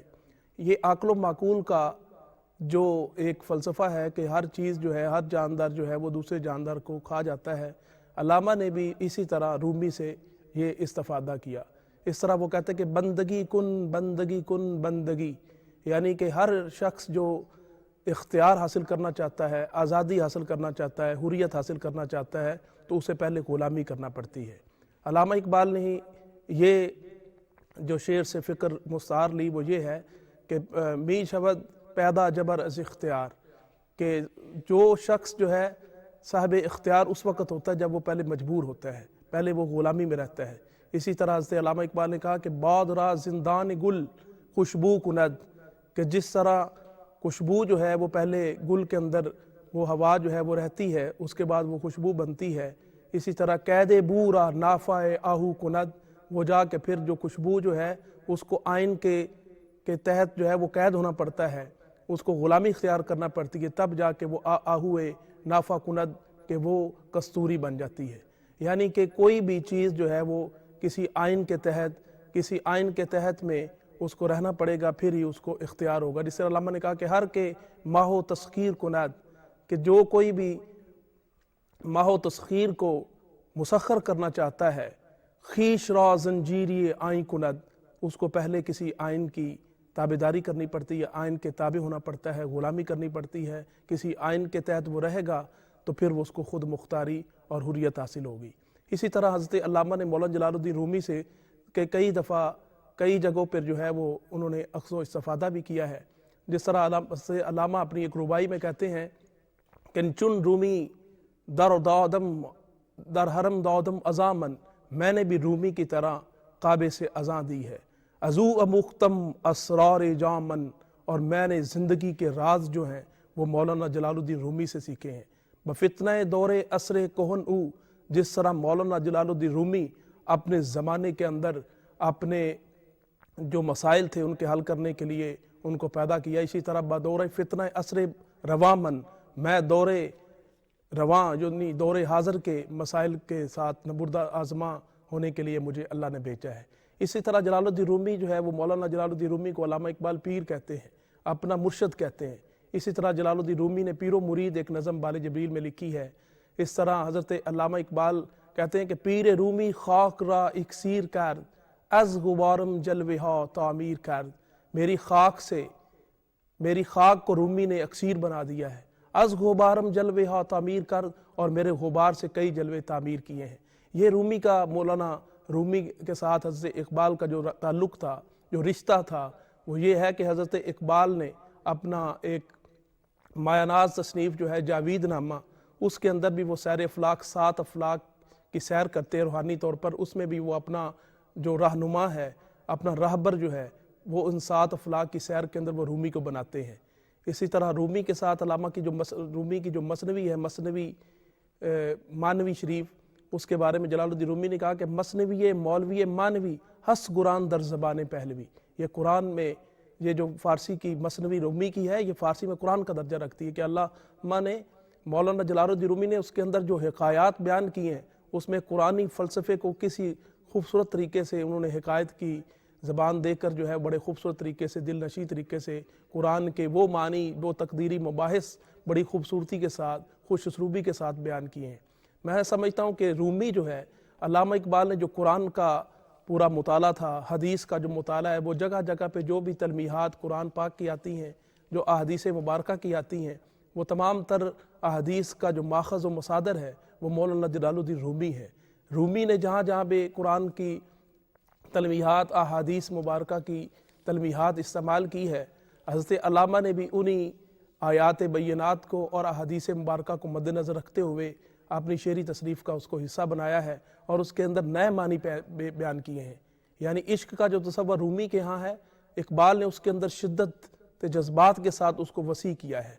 यानी बाज़ चीज़ें ऐसी हैं जो उसे मौलाना जलालुद्दीन रूमी के यहाँ मौजूद हैं, लेकिन इकबाल ने उसकी तोसी की है, उसके अंदर इजाफ़ा किया है। ये हज़रत अल्लामा का जो अख़ज़ व इस्तिफ़ादा का सिलसिला रूमी से रहा है। मैं समझता हूँ कि अल्लामा इकबाल सबसे ज़्यादा फ़िक्री एतबार से रूमी से मुतासिर नज़र आते हैं और उनके यहाँ जगह जगह जो है रूमी के साथ जो एक उनके साथ ताल्लुक़ नज़र आता है हमें उनकी शायरी के अंदर। उससे मैं समझता हूँ कि हज़रत इकबाल ने काफ़ी हद तक जो है वो रूमी को मशअल राह बनाया है। इसलिए अल्लामा साहब जावीद नामा के अंदर कहते हैं कि जो रूमी है उसको वो कहते हैं कि रफ़ीक राय साज है। ये वो है जो ता खुदा बख्श तुरा सोज़ो गुदाज, कि अल्लाह तुझे तुम्हारे अंदर सोज़ो गुदाज इश्क रिक्कत पैदा कर दे। मैं समझता हूँ कि रूमी को पढ़ने से हज़रत अल्लामा कहते हैं कि खुदा तुम्हारे दिलों के अंदर जो है वो इश्क और सोज़ो गुदाज की कैफियत पैदा कर देता है। तो अल्लामा साहब कहते हैं कि मैं अक्सर जो है वो कुरान पाक के साथ मसनवी मौलाना रूम को अपने तकिए के नीचे रखता था और बास मुबाहिर जब वो शेर कहते थे, जब उन पर शेर का नुज़ूल होता था तो वो कुरान मजीद को उठाकर जो है उसमें अपनी उस अशार को देखते थे। फिर रूमी की मसनवी से वो जो है वो उसको मशअल राह बनाते थे, उससे वो इस्तिफ़ादा करते थे। तो मैं समझता हूँ कि अल्लामा इकबाल ने अपनी शायरी के अंदर, अपने कलाम के अंदर जो पैगाम उन्होंने कौम को दिया है, उसमें उन्होंने मौलाना रूमी को न सिर्फ रहबर व रहनुमा बनाया है बल्कि उसमें अपनी मंजिल का तयन भी किया है। यानी रूमी से इंस्पायर्ड होने की कोई एक वजह नहीं, बहुत सारी वजूहात हैं जिनका डॉक्टर साहब आपने बड़ी तफसील से, बड़े खूबसूरत तरीके से अहाता किया और दरिया को कूजे में बंद करने की कोशिश की, क्योंकि वक्त मुख्तसर था। बहुत शुक्रिया आपका। और जैसे आपने फरमाया कि इकबाल कहा करते थे कि रूमी रफ़ीक राह साज थे, तो जब मुर्शद ऐसे होंगे तो फिर मुर्शद की तालीमात पर अमल करने वाले या उनसे इंस्पिरेशन लेने वाले, उनकी अज़मत का अंदाज़ा लगाना तो कैसे मुमकिन है। नाजरीन, आगे बढ़ते हैं, कुछ बात करते हैं। जैसे हमने इकबाल के अफकार में कहा ना कि इकबाल हमेशा नौजवानों को मुतहरिक रहने का दर्स देते थे, साथ ही साथ उनकी तालीमात हमें ये भी बताती हैं कि इंसानियत की खिदमत करना भी हमारे फ़राइज़ में शामिल है। इंसानियत की खिदमत की बात हो तो बहुत से समाजी इदारे मौजूद हैं जो उन लोगों की मदद करते हैं जो मुश्किलात का शिकार हो, चाहे वो मुश्किलात ज़िंदगी के किसी भी शोबे में दरपेश हों। इसीलिए माशरे में ऐसे अफराद और तंजीमें मौजूद हैं जिन्होंने अपना सब कुछ इंसानियत की खिदमत के लिए वक्फ कर रखा है। और आज सुबह पाकिस्तान में हमने जिन शख्सियात को दावत दी, उन्होंने अपनी ज़िंदगी इसी तरह दुखी इंसानियत की खिदमत के लिए वक्फ कर रखी है। हमारे साथ मौजूद है आसिफ रब्बानी कुरैशी साहब और मियाँ माजिद जावेद साहब। अस्सलाम वालेकुम, कैसे हैं? सबसे पहले तो आप बताएं कि इंसानियत की खिदमत करना एक ऐसा कॉज है जो हर किसी के बस की बात नहीं, शायद अल्लाह ताला तौफीक देता है तो उसके बाद इंसान उस राह पे चल पड़ता है। आपको ये ख्याल कैसे आया, कैसे काम शुरू किया? ये जी अल्लाह ताला का करम जब होता है तो अल्लाह ताला रास्ते भी दे देता है। मेरे वालिद साहब जो हैं वो उनको किडनी का प्रॉब्लम हुआ और उसके बाद जब हम इस बीमारी में अपने वालिद साहब को देखा, उनके साथ हम अमेरिका में भी, यहाँ भी उनके इलाज के लिए, तो ये किडनी की जो मर्ज़ है ये पूरे ख़ानदान जो हैं वो सफ़र करते हैं इस मर्ज़ में। तो इस बीमारी को जब देखा तो अल्लाह ताला ने हमें इसमें लाना था تو میں نے والد صاحب کی زندگی میں کوشش کی کہ میں اس کو شروع کروں، لیکن کیونکہ میرے والد صاحب کو یہ تھا کہ ڈاکٹر نہیں آپ، میں اس فیلڈ میں بالکل سمجھ ہی نہیں رکھتا تھا، تو انہوں نے مجھے اجازت نہیں دی. لیکن جب وہ ان کی ڈیتھ ہوئی تو اللہ پاک کا کرم تھا، میری والدہ جو ہیں انہوں نے مجھے بڑی یعنی بہادری کے ساتھ اجازت دی کہ ہاں بھائی آپ یہ کام کریں. جب ہم اس کام میں آئے تو اللہ تعالیٰ نے کرم کیا، یعنی اللہ تعالیٰ نے مہربانی کی. جب اللہ تعالیٰ کسی کو یعنی میں سمجھتا ہوں کہ کسی کو اللہ تعالیٰ راستے پہ یہ اس راستے پہ لانا چاہتا ہے تو اس کے اسباب بناتا ہے، اور اس اسباب میں میرے والد صاحب اس مرض سے گزرے جس کی وجہ سے ہم ادھر آئے. کیا بات ہے، ووکیشنل سینٹر بھی، کڈنی سینٹر بھی، ڈائلیسس ہوتا ہے لوگوں کا، ایکسپینسز کہاں سے پورے ہوتے ہیں؟ جی یہ میاں ماجد صاحب ہیں، ان کا یہ ڈائلیسس سینٹر چلا رہے ہیں. یہ جو ہے یہ ووکیشنل سینٹر آپ خود چلا رہے ہیں؟ جی یہ سارے جو ہے نا، میں ایک غلام ربانی قریشی ویلفیئر کڈنی سینٹر، اس کے بعد ووکیشنل بھی چلا رہا ہوں، وومن ٹریننگ سینٹر ہے، ایک لیب چلا رہا ہوں. تو یہ سارے اخراجات جی اللہ تعالیٰ کرم ہے. ہم بیسکلی غریب لوگ تھے، لیکن اللہ کا کرم ہوا. میرے والد صاحب ایک لائر تھے، انہوں نے محنت کی، ساتھ ہم نے بھی محنت کی، بزنس کیا، اللہ نے برکت ڈالی. اور ہم نے یہ نہیں دیکھا کہ پھر والد صاحب کی جو وراثت ہے اس کے ساتھ جو بھی ہے اللہ نے بس برکت ڈالی ہے. اب اللہ کا کرم ہے، جب بھی آپ اس راستے میں جاتے ہیں نا تو آپ کو اللہ تعالیٰ ساری چیزیں پرووائڈ کر دیتا ہے. بس ایک بار چلنا ہوتا ہے. مشکل اس وقت تک ہے جب تک آپ پانی میں پاؤں رکھتے ہیں. جب ایک بار رکھتے ہیں تو اللہ تعالیٰ اس کی کشتی کو پار چڑھا دیتے ہیں. ٹھیک. میاں ماجد صاحب، کیونکہ آپ فوکس کر رہے ہیں کڈنی ڈائلیسس سینٹر پہ، بہت سارے ایسے لوگ ہوتے ہیں جو افورڈ نہیں کر سکتے. ڈائلیسس ایک مہنگا پروسیس ہے. جو لوگ آپ کے پاس آتے ہیں، ایک تو یہ بتا دیں کہ کوئی آپ سے کانٹیکٹ کیسے کرے، اور پھر ایک عام آدمی کو کتنا ایکسپینس بیئر کرنا پڑتا ہے، اور آپ کی طرف سے کنٹریبیوشن کیا ہوتی ہے؟ یہ سارا فری ہوتا ہے؟ سارا فری ہوتا ہے ہمارے پاس. اوکے. اور کوئی کنٹریبیوشن نہیں، کوئی وہاں پہ ایسا سلسلہ نہیں ہے کہ کسی سے پیمنٹ لی جاتی ہو، ایسا نہیں ہے. فری آف کاسٹ کرتے ہیں ہم لوگ. اگر کوئی دینا چاہتا ہے تو وہ اس کی اپنی مرضی ہے کہ کوئی ڈونیشن دینا چاہتا ہے تو وہ لینا چیز ہے، لیکن ہم لوگ پیمنٹ وغیرہ نہیں لیتے، فری کرتے ہیں اس کا. اور کوئی آپ سے رابطہ کرنا چاہے، آپ کے سینٹر میں آنا چاہے تو رابطہ کرنا چاہے تو پھر وہ ہمارے مطلب کہاں پہ آپ کی لوکیشن کیا؟ آپ کے کڈنی ڈائلیسس سینٹر 2 سینٹر ہیں. ایک ہے ہمارا ادھر راولپنڈی میں ولایت کمپلیکس ہے، ٹھیک ہے، فیز 7 بیریا ٹاؤن میں. ٹھیک ہے. وہاں ایمریٹ شاپنگ مال ہے، اس کی بیسمنٹ میں ہے. دوسرا سینٹر ہے ہمارا کرتار پورے میں. ٹھیک ہے. اور یہ راجہ پنڈی ایک ہے، اس میں راجہ بازار میں ہول سیل کے کپڑے کا کام کرتے ہیں. وہاں پہ ہم نے ویلفیئر کے مختلف کام شروع کیے ہوئے ہیں. ٹھیک. ان میں سے یہ ہے لوگ آ جاتے ہیں. آپ کے پاس کیپیسٹی کتنے لوگوں کی ہوتی ہے؟ اگر ڈائلیسس کے لیے لوگ آتے ہیں تو ایک وقت میں کتنے لوگوں کا ڈائلیسس ممکن ہے؟ ایک وقت میں 10 لوگوں کا 10 مشینیں لگی ہیں. ایک وقت میں 10 مشینیں لگی ہوئی ہیں. جی جی. اور وہ پیشنٹ جن کو ڈیلی یا ویکلی کروانا پڑتا ہے ڈائلیسس، ان کے لیے بھی اسی طرح فری آف کاسٹ ہوتا ہے؟ یہ پیشنٹ کو کروانا ہی پڑتا ہے. یہ پیشنٹ کو عموماً جو ہے نا ویکلی 2 دفعہ کروانا پڑتا ہے. ٹھیک. اور کچھ لوگوں کو 2 سے زیادہ بار بھی ریکمینڈڈ ہوتا ہے، بہت سیویئر کیسز ہوں، ان کو 3 دفعہ ڈاکٹر صاحب بتاتے ہیں. اور ڈاکٹرز آپ کے پاس موجود ہوتے ہیں؟ جی جی ڈاکٹر ہوتے ہیں. کیا وہ فیس چارج کرتے ہیں؟ نہیں وہ بھی فیس نہیں چارج کرتے. ٹھیک. وہ فیس بالکل نہیں چارج کرتے. ٹھیک ہے. ہماری کوئی فیس ہے ہی نہیں ہے، کسی قسم کی کوئی فیس نہیں ہے. ٹھیک ہے. ہاں لیکن لوگ اس قسم کے ہوتے ہیں، ان کی مجبوریاں اس قسم کی ہوتی ہیں نا. فیملی کے اندر ایک پیشنٹ آ جائے نا، کسی کی گھر والی ہے، کسی کی بچی ہے، کسی کی بہن ہے، کسی کی بیٹی ہے، پورا گھر ہل جاتا ہے اس سے. ایک تو اس قدر یہ مہنگا علاج ہے، اور پھر جب تک انسان کی لائف ہے نا، اس کو ویکلی 2 دفعہ ڈائلسس کروانے ہی پڑیں گے. اس کے بغیر اس کی لائف نہیں ہے. تو اس کے اندر سفر کرتے ہیں لوگ کہ پھر وہ بڑا مشکل ہو جاتا ہے. بالکل. اور یہ بڑا نیکی کا کام ہے. اگر اللہ تعالیٰ نے آپ کو توفیق دی ہے تو ظاہر ہے کہ آپ کو اللہ تعالیٰ نے بہت سے لوگوں میں سے چنا ہے اس نیکی کے کام کے لیے، اس خاص مقصد کے لیے. آپ کی کچھ اور بھی کام ہے، اس سے متعلق بھی میں پوچھوں گی، لیکن میں چاہتی ہوں کہ آپ تھوڑا سا بتا دیں ووکیشنل ٹریننگ سینٹر، وہاں پہ کیا سکھایا جاتا ہے، کیا بتایا جاتا ہے، کون سے لوگ آپ کے پاس آتے ہیں، اور کیا وہ بھی سب فری ہوتا ہے؟ جی الحمدللہ A سے Z یعنی فری ہے. اور پچھلے تقریباً 5.5 سال سے ہم وہ ووکیشنل اسکول چلا رہے ہیں. اس میں یہ ہے جی کہ بہت ساری بچیاں آج کل وہ ڈیورس بھی زیادہ ہو رہی ہیں. اس کے علاوہ جو غریب یتیم مسکین بچیاں اور وہ بچیاں جن کے پاس وہ جاب کا بھی پرابلم ہے، تو وہ بچیاں جو گھر میں ہوتی ہیں وہ آتی ہیں ہمارے پاس، اور اللہ کا فضل ہے کہ وہ یہاں سے ٹریننگ لے کے اپنا روزگار، وہ کسی کے پاس محتاج نہیں رہتی. ایک مشین اگر ان کو لے کے دے دیں تو وہ اپنا جو ہے نا نظام چلا لیتی ہیں.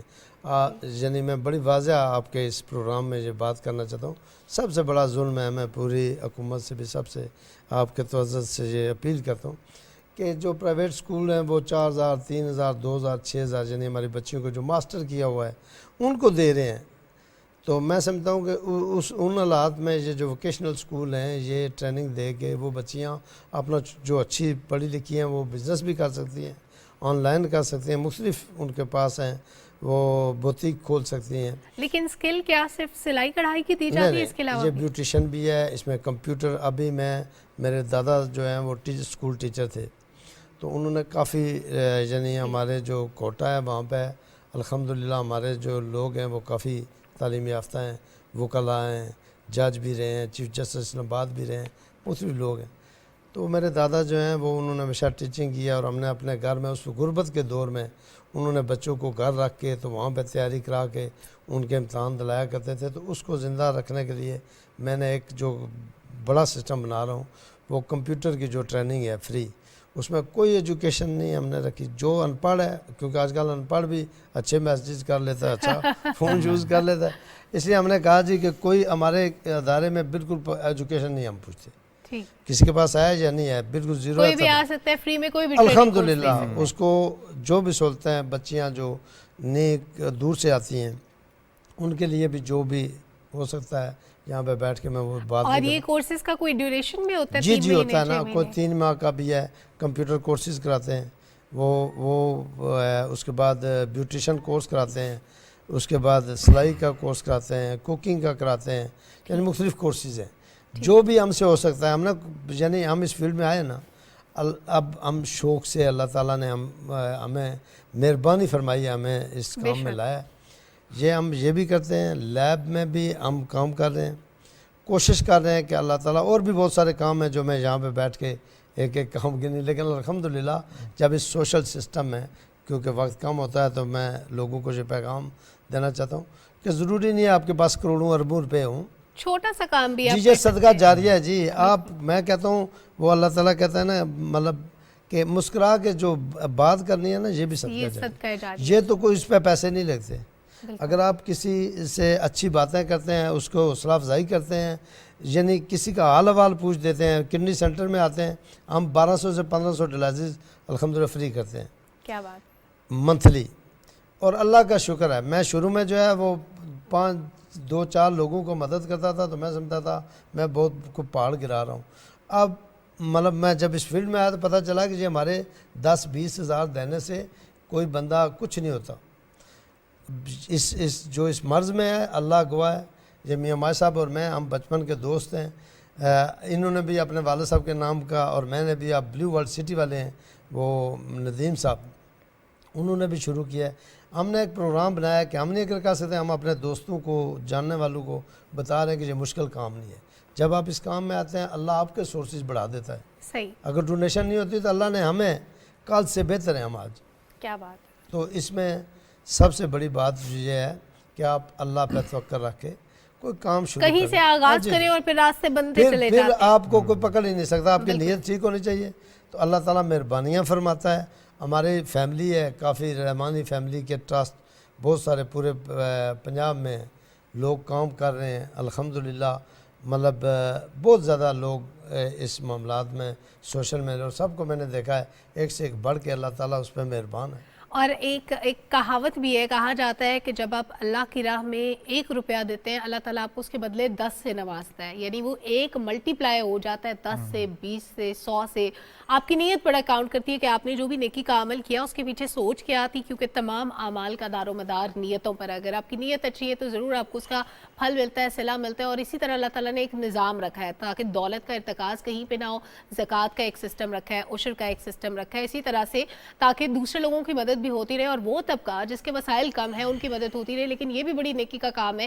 اللہ تعالیٰ اپنے خاص بندوں کو چنتا ہے اور توفیق دیتا ہے کہ وہ اس کے لوگوں کی خدمت کریں. ماجد صاحب آپ کی کچھ اور بھی پروجیکٹس چل رہے ہیں, کچھ اور بھی کام کر رہے ہیں آپ؟ جی میں تو مطلب کپڑے کی فیلڈ سے ہوں. ٹھیک. تو میں یہی سمجھتا تھا کہ 20-22 سال سے میں مطلب لوگوں جس کے پاس نہیں ہے, بھلے وہ جھونپڑی والا ہے یا سفید پوش ہے, اس کی مدد کر دینا میں یہی کام تھا. یعنی اگر کوئی کپڑے لینے آئے وہ کہہ دے میرے پاس پیسے نہیں ہیں, آپ اس سے پیسے نہیں لیں گے؟ نہیں, اس کی نہیں کرتے رہے ماشاء اللہ. یہ اچھا لوگوں کے ساتھ بہت دیکھیں, یہ وہی بندہ جاتا ہے جس کے اندر کوئی نہ کوئی چھوٹی موٹی لائٹ ہوتی ہے, جس کی جیب میں پیسے ہوں وہ کبھی یہ نہیں کہے گا کہ میں مفت میں کوئی چیز چاہتا ہوں. ہاں نہیں, ہم لوگ مطلب مختلف ادارے ہیں, مختلف سسٹم ہیں, اس حساب سے نا جو لوگ نہیں آ سکتے ان کے گھروں تک مطلب رسائی حاصل کرتے ہیں. اور کوشش یہ ہے کہ مطلب 1000, 1500, 2000 جتنے بندوں کو اپروچ کر سکیں اس کام کے لیے وہ مطلب ہم لوگ کرتے ہیں. اس کے علاوہ لنگر خانہ ہے کہ مطلب کھانا کھلانے کا یہی کام سمجھتے تھے کہ, لیکن یہ اتفاق سے یہ دوست ہیں بچپن کے, اب ایک ڈائلسس سینٹر بنایا یہ مطلب کوٹا والا نا, تو پیشنٹ جب آیا ہمارے پاس تو اس کی تکلیف کو دیکھتے ہوئے پھر سوچا کہ یہ جو پنڈی کے پیشنٹ ہیں نا ان کو پنڈی میں روک لیا جائے کہ ان کے اخراجات کم ہوں. ان کی خدمت کے لیے پھر اس میں مطلب مجھے بھی 2 سینٹر کھولنے پڑے. یعنی کڈنی سینٹر بھی چلا رہے ہیں, ساتھ ساتھ ووکیشنل سینٹر بھی چل رہا ہے, ساتھ ساتھ لوگوں کو کھانا بھی کھلاتے ہیں جو بھوکے ہو, غریب ہو, جو نہیں افورڈ کر سکتے, اور ساتھ ساتھ دوسرے لوگوں کو موٹیویٹ بھی کرتے ہیں کہ کوئی اتنا مشکل کام نہیں ہے, آپ بھی آ گئے ہیں, آپ بھی کر سکتے ہیں. دوسرا ہمیں جو دیکھتا ہے نا, دیکھیں ہمارے پاس وہ بڑے بڑے سورسز نہیں ہیں, ٹھیک ہے, ہمارے پاس کوئی بڑے ہم ہیرو نہیں ہیں اس ملک کے, ہم عام ادنا سے غریب سے لوگ ہیں. اللہ تعالیٰ جب بھی کوئی بڑے سے بڑے, میں سمجھتا ہوں جو اللہ تعالیٰ نے فرمایا نا کہ آپ نیت کریں اچھی اور ہمت کریں تو میں آپ کا ساتھ دوں گا, اللہ پورا ساتھ دے گا. کیا بات ہے, بہت زبردست. بندہ سوچ نہیں سکتا جو اللہ نے کہا کہ میں وہاں سے آپ کو رزق دوں گا جہاں سے آپ نے سوچا بھی نہیں ہوگا. اب میری والدہ ہے, میری 2 بہنیں ہیں, میرے گھر والے ہیں, یقین کریں کہ وہ بھی الحمدللہ اب میرے ساتھ, وہ بھی ذہنی طور پہ, میری ماں تو پہلے ہی, بہنیں بھی, بچوں کو تیار کرنا کہ بھائی ہم سب کچھ اپنا اس میں ڈالیں گے. کوئی مثلا مجھ سے ایک جنرل ڈاکٹر صاحب تھے, ڈاکٹر زاہد صاحب, میں ان سے مشورہ لینے کے لیے گیا تو انہوں نے کہا جی قریشی صاحب آپ بتائیں کہ آپ کے پاس کون سے سورس ہیں جس سے آپ لیں گے فنڈ. میں نے کہا سر میرے پاس ابھی تو نہیں ہے, میں بعد میں کروں گا. انہوں نے کہا یہ 2-3 مہینے نہیں چل سکتا جب تک آپ پہلے وہ ڈھونڈیں جو لوگ آپ کو فنڈنگ کریں گے. تو میں نے کہا سر میں کروں گا, تو آخری اگر نہ ہوا تو میرا ایک گھر ہے لاسٹ, وہ بھی سیل کر دوں گا اور لگا دوں گا, کھیلوں گا میں پورا کہ بھائی اس سسٹم میں کہ اللہ نے جب یہ فرمایا تو پھر یہ تو نہیں ہو سکتا. لیکن اللہ تعالیٰ کا شکر ہے, اللہ کا کرم ہے. ہماری ایک چھوٹی سی تحصیل ہے, تحصیل کوٹا میں اگر ہم 1200 سے 1500 کر سکتے ہیں تو اسلام آباد پنڈی میں سمجھتا ہوں یہ پرائیویٹ ہاسپٹل بند ہو جانے چاہیے. اللہ تعالیٰ آپ کو بہت توفیق دے, اللہ تعالیٰ آپ کو اور توفیق دے, آپ اسی طرح سے لوگوں کی خدمت کرتے رہیں. بہت شکریہ, آپ دونوں سے مل کے بہت اچھا لگا. آپ دونوں حضرات نے وقت دیا اور میرے جیسے اور بہت سارے لوگوں کو موٹیویٹ بھی کیا کہ نیکی کرنے کے لیے آپ کو بہت زیادہ وسائل, بہت زیادہ پیسے نہیں چاہیے. چھوٹی سی کنٹریبیوشن آپ کی بہت معنی رکھتی ہے, بہت اہمیت رکھتی ہے, نہ صرف معاشرے کی نظر میں بلکہ اللہ تعالیٰ کی نظر میں بھی. ایک چھوٹے سے بریک کی طرف بڑھنا ہے, واپس آئیں گے نئے ٹاپک کے ساتھ, نئے مہمان کے ساتھ. Stay with us.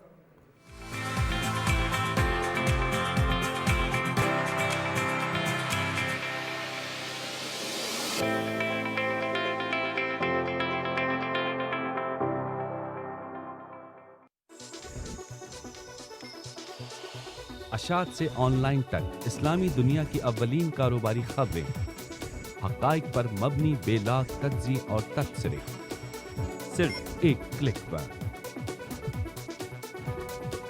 Daily business recorder, کاروباری دنیا کی پہلی ترجیح.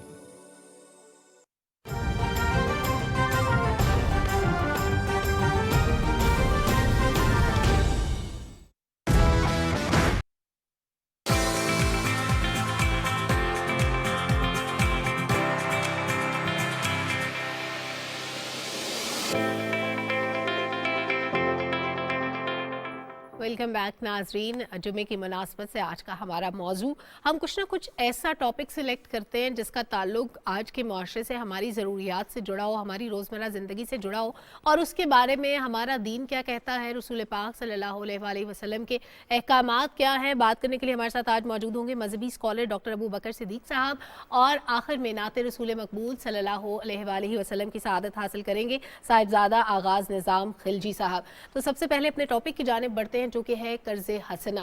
कर्ज लेना इटसेल्फ कैसा है, फिर कर्ज हसना किसको कहते हैं, और फिर जो मगरिब का सरमायादाराना निज़ाम है उससे मुतालिक भी बात करेंगे। तो सर अस्सलाम वालेकुम, सबसे पहले तो बहुत शुक्रिया आपने वक्त दिया आज हमारे प्रोग्राम के लिए। कर्ज लेना कैसा अमल है, और कर्ज हसना में और कर्ज में क्या फ़र्क है? बिस्मिल्लाहिर्रहमानिर्रहीम। सबसे पहले आपका और आपकी टीम का शुक्रिया कि इतने अहम मौजू पर गुफ्तगू के लिए आपने मुझे बुलाया। जहाँ तक कर्ज़ का ताल्लुक़ है, इसकी दो जिहतें हैं, एक कर्ज़ लेना और एक है कर्ज़ देना। कर्ज़ लेने के बारे में तो इस्लाम के अंदर कोई ख़ास किस्म की हौसला अफजाई नहीं की गई, बल्कि हौसला शिकनी की गई है कि आप अपना दस्त किसी के सामने दराज ना करें, अपने हाथ ना फैलाएं, क्योंकि जो कर्ज़ है इसका लुग़वी माना है काटना। लेने की जिहत में ये इसका माना ये बनेगा कि गोया जब आपने किसी से कर्ज़ लिया, आपने अपने हाथों से अपने उस ताल्लुक़ के ऊपर, उस ताल्लुक़ के लिए जो कैंची है आपने वो रख दी। ताल्लुक़ को ये काटता है, ताल्लुक़ को ये कमज़ोर करता है, क्योंकि जब आप लेंगे और अदायगी की बारी आएगी तो आप टाल मटोल करेंगे। उस टाल मटोल की वजह से वो शख्स जिसने आपके साथ हुस्न सलूक करते हुए अपने माल में से आपकी मदद की थी, आप उसको दे नहीं रहे, इस वजह से उस ताल्लुक़ में एक दरार पड़ जाती है। तो इसलिए इस्लाम नॉर्मली ये है कि कर्ज़ लेने वाले की तरफ उसको कहते हैं कि भी हद दर्जा कोशिश करो कि तुम कर्ज़ की तरफ न जाओ। लेकिन जहाँ कर्ज़ देने का ताल्लुक़ है, वहाँ पर कुरान मजीद और इस्लाम वहाँ हौसला अफजाई करता है। हत्ता कि कुरान मजीद में 12 जगहों पर कर्ज़ का लफ्ज़ जहाँ पर भी आया है, वहाँ कर्ज़ के साथ हसन का लफ्ज़ आया है, कर्ज़न हसना। मन ज़ल्लज़ी युक़रिदुल्लाह कर्ज़न हसना फ़युदाइफ़हु लहू वलहु अजरुन करीम। कुरान मजीद में सूरत हदीद में अल्लाह ताला ने इरशाद फरमाया कि वो जो अल्लाह को कर्ज़ देता है कर्ज़ हसन, फिर फरमाया फ़युदाइफ़हु लहू, और उसके लिए अल्लाह ताला उसका अजर दुगना कर देता है, वलहु अजरुन करीम, और क़यामत के दिन उसके यहाँ अल्लाह के यहाँ उसका बहुत ज़्यादा अजर है। तो हम कुरान मजीद और हुज़ूर नबी रहमत सल्लल्लाहु अलैहि वसल्लम की तालीमात को देखें तो जहाँ कर्ज़ देने की बात आती है तो वहाँ हौसला अफजाई है, और कहा कि अपने भाई की मदद करो और अपने भाई को कर्ज़ दो उसकी ज़रूरत के मुताबिक। सरकार दो आलम सल्लल्लाहु अलैहि वसल्लम ने खुद इरशाद फरमाया, हज़रत जिब्रील से पूछा कि जिब्रील, मेराज की शब जब मैं आलम बाला पर था तो जन्नत के दरवाज़े पर लिखा देखा कि कर्ज़ देने वाले का अजर 18 गुना और अल्लाह की राह में सदका देने वाले का अजर 10 गुना। ये कर्ज़ देने वाले का अजर ज़्यादा है? तो वहाँ पर हज़रत जिब्रील अमीन ने फरमाया, या रसूलल्लाह बिल्कुल ज़्यादा है। उसकी वजह यह है कि जो मिस्कीन और हाजतमंद होते हैं वो ज़रूरत के बग़ैर भी हाथ फैलाए रखते हैं, लेकिन जो कर्ज़ वाला होता है वो अपनी ज़रूरत के बग़ैर किसी के सामने हाथ नहीं फैलाता। तो इस वजह से उसका अजर ज़्यादा है अल्लाह ताला की बारगाह में। तो यहाँ पर एक और जो लेने की जिहत है, आप जनाजा पढ़ाने गए तो पूछा आपने नॉर्मल लोगों से, जिस तरह तामुल है, उर्फ़ है कि भाई इसका किसी के साथ कोई लेन देन, तो एक साहबी खड़ा हो गया, उसने कहा या रसूलल्लाह इसने मेरा कर्ज़ देना था। तो आपने फरमाया कि फिर अपने भाई का जनाजा तुम पढ़ लो, मैं तो इसका जनाजा नहीं पढ़ूंगा, क्योंकि ये दुनिया से लोगों के हुकूक अपने सर पे लेके ही क्यों गया। इसको चाहिए था या तो अपना दौलत, अपनी माल इतना पीछे छोड़ जाता कि उसके उस दौलत से लोगों के कर्ज़ों की अदायगी होती, या फिर ये खुद अदायगी करता। तो फिर वहाँ पर हज़रत सैयदना अलीउल मुर्तज़ा रज़ियल्लाहु तआला अन्हु ने अर्ज़ की, या रसूलल्लाह इसका कर्ज़ मैं अपने ज़िम्मे लेता हूँ, मैं अदा करूँगा। तो फिर हुज़ूर नबी रहमत सल्लल्लाहु अलैहि वसल्लम ने उस सहाबी का जनाजा पढ़ाया। तो इससे ये साबित होता है कि कर्ज़ लेने में एक तो हौसला शिकनी की गई, और अगर लो तो फिर उसकी मौत से पहले आप अदायगी कर दो। और हत्ता कि यहाँ तक भी फरमाया कि वो शख्स लानती है, मलून है, कि जिसके पास पैसे भी हों और फिर वो अपना कर्ज अदा करने में ताखीर और टाल मटोल से काम करता रहे और लोगों के हुकूक अदा न। अच्छा सर, एक नुक्ते की वजाहत कीजिएगा यहाँ पे कि अगर दो लोगों का अच्छा ताल्लुक है, अगर एक शख्स ने किसी से पैसे लिए, चंद लाख या चंद हज़ार जितने भी, और उसके बाद उस शख्स की डेथ हो गई, اور وہ قرض نہیں تھا, مطلب ویسے اچھے تعلق میں پیسے لے لیے اور سامنے والے نے مطالبہ نہیں کیا, بندے کی ڈیتھ ہو گئی. اب اس کی ڈیتھ کے بعد جس نے پیسے دیے تھے وہ اس کے اہل و عیال سے مطالبہ کرتا ہے کہ میں نے تو ادھار دیا تھا تو اب میں وہ پیسے واپس چاہتا ہوں. کیا ایسی صورت میں ورثہ پہ فرض ہے کہ وہ رقم ادا کریں؟ دیکھیں, جب بھی کوئی شخص دنیا سے جاتا ہے تو سب سے پہلے اس کی جائیداد سے, اس کے دولت سے اس کے قرضے ادا کیے جاتے ہیں. جس نے پیسے دیے نیت اسی کی معتبر ہے کہ میں نے تحفہ دیا تھا کہ قرض دیا تھا. تو وہ کہتے ہیں کہ بعض اوقات دوستوں میں لین دین ہوتا ہے اور انڈرسٹوڈ یہی ہوتا ہے کہ یہ قرض ہے, بعض اوقات وہ زبان سے نہیں کہتے. تو بعد میں جب اگر وہ شخص یہ کلیم کرتا ہے کہ میں نے ایز اے ادھار دیے تھے تو یہ اس کا حق ہے. اچھا, اگر جب جنازے کے ٹائم پہ اعلان ہوتا ہے, اگر اس وقت جس نے پیسے دیے وہ مطالبہ کرے, کیا اسی وقت ویلڈ ہوگا یا اس کے کچھ عرصے بعد بھی زندگی میں جب بھی وہ مطالبہ کرے تو ورثہ باؤنڈ ہے کہ وہ پیسے ادا کریں گے؟ نہیں, وہاں پر جو جیسے ادا کیا جاتا ہے ایک تو اس وقت بھی لازم ہے کہ بھئی وہاں پر چونکہ اس کے بعد پھر وراثت کی تقسیم ہونی ہوتی ہے. ہمیشہ وراثت کی جو تقسیم ہے وہ دیون کی ادائیگی کے بعد آتی ہے. لیکن اگر کچھ دن اعلان ہوتا رہا کہ بھی ہاں اپنے حقوق لے کر آ جاؤ اور کوئی نہیں آیا اور اس کے بعد اس کی وراثت کو تقسیم کر دیا گیا, تو بعد میں اگر کوئی کلیم سامنے آیا تو پھر لازم ہے اس ورثاء کو کہ وہ اپنے اپنے حصص کے مطابق جو ان کے وراثت میں حصے تھے اسی کے مطابق وہ اس قرضے کی ادائیگی کر دیں. کیوں؟ اس لیے کہ تاکہ ان کے پیارا جو اگلے جہان میں چلا گیا ہے وہ اس معاملے میں پھنسا ہوگا, وہ وہاں سے اس کی خلاصی ہو جائے. ٹھیک. اور اب یہ فرمائیے گا سر کہ آپ نے ایک آیت کریمہ کا حوالہ دیا اور آپ نے کہا کہ اللہ تعالیٰ کو قرض دینا احسن اقدام ہے. یہ اللہ تعالیٰ کو قرض دینا کیا ہوتا ہے؟ یہاں پر اللہ تبارک و تعالیٰ کا کمال لطف و عنایت ہے کہ جہاں اللہ قرآن مجید میں ارشاد فرمائے کہ للہ ما فی السماوات و ما فی الارض, کہ اللہ ہی کا ہے جو کچھ زمین اور آسمانوں کے اندر ہے. یہاں پر اللہ تعالیٰ نے ارشاد فرمایا کہ یعنی ساری ملکیت میری ہے, اے انسان تمہارا کچھ نہیں. گویا کہ اللہ نے جو مال اپنے لطف, عنایت, فضل, کرم, احسان کے ساتھ بندے کو نوازا, پھر اسی مال میں سے اللہ فرماتا ہے مجھے قرضہ دو. اب وہ جو قرض ہے وہ بنیادی طور پر اللہ کا اپنے بندوں کے لیے ہے کہ میرے ضرورت مند بندے کو تم جو دو گے وہ تم بندے کو نہیں دے رہے, وہ در حقیقت تم مجھے ہی قرض دے رہے ہو. تو یہی جب آیت نازل ہوئی جو میں نے آپ کے سامنے پڑھی تھی تو پھر وہاں پر حضرت صحابی تھے حضرت ابو الدحداح رضی اللہ تعالیٰ عنہ, انہوں نے عرض کی یا رسول اللہ کیا اللہ کو بھی ہمارے قرض کی مطالبہ ہے؟ تو وہاں پر سرکار نے فرمایا ہاں اللہ تم سے قرض مانگ رہا ہے. تو حضرت دہدہ فرماتے یا رسول اللہ اپنا دست اقدس آگے کیجئے. تو پھر حضور نے اپنا دست اقدس آگے کیا تو پھر انہوں نے دست اقدس پہ بیعت کرتے ہوئے کہا یا رسول اللہ گواہ ہو جائیے کہ میرا وہ کھجوروں کا باغ جو مجھے سب سے زیادہ عزیز ہے, جس میں 600 کھجوروں کے درخت تھے, وہ میں اپنے رب کو قرضہ دیتا ہوں اور اللہ کی راہ میں دیتا ہوں.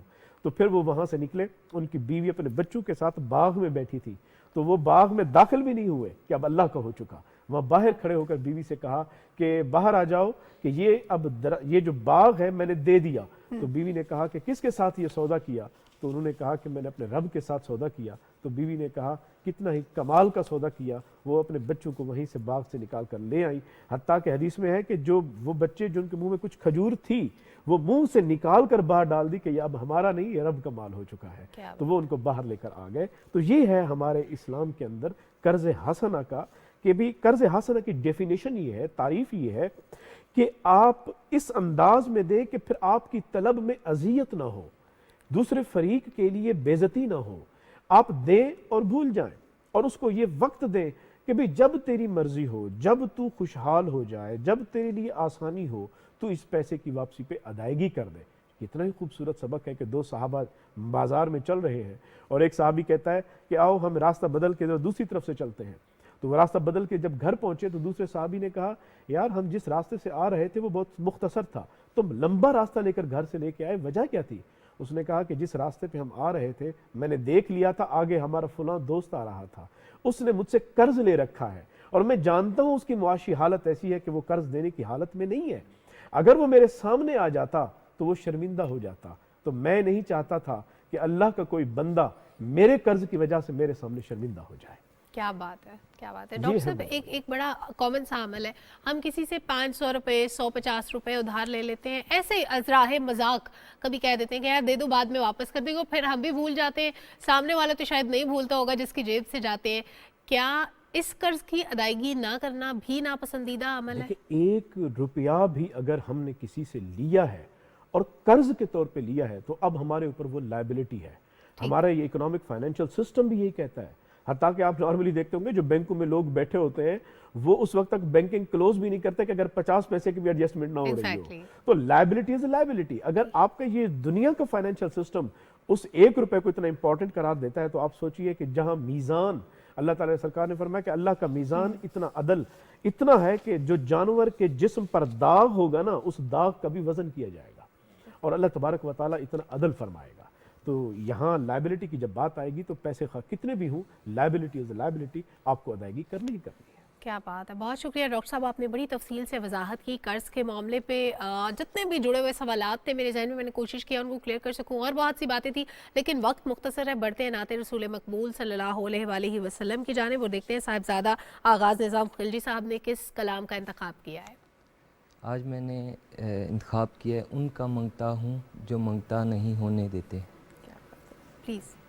ان کا منگتا ہوں جو منگتا نہیں ہونے دیتے. ان کا منگتا ہوں جو منگتا نہیں ہونے دیتے. یہ حوالے مجھے رسوا نہیں ہونے دیتے. میرے ہر عیب کی کرتے ہیں وہ پردہ پوشی. میرے ہر عیب کی کرتے ہیں وہ پردہ پوشی. میرے جرموں کو تماشا نہیں ہونے دیتے. ان کا منگتا ہوں جو منگتا نہیں ہونے دیتے. اپنے منگتوں کی وہ فہرست میں رکھتے ہیں مجھے. اپنے منگتوں کی وہ فہرست میں رکھتے ہیں مجھے. مجھ کو محتاج کسی کا نہیں ہونے دیتے. ان کا منگتا ہوں جو منگتا نہیں ہونے دیتے.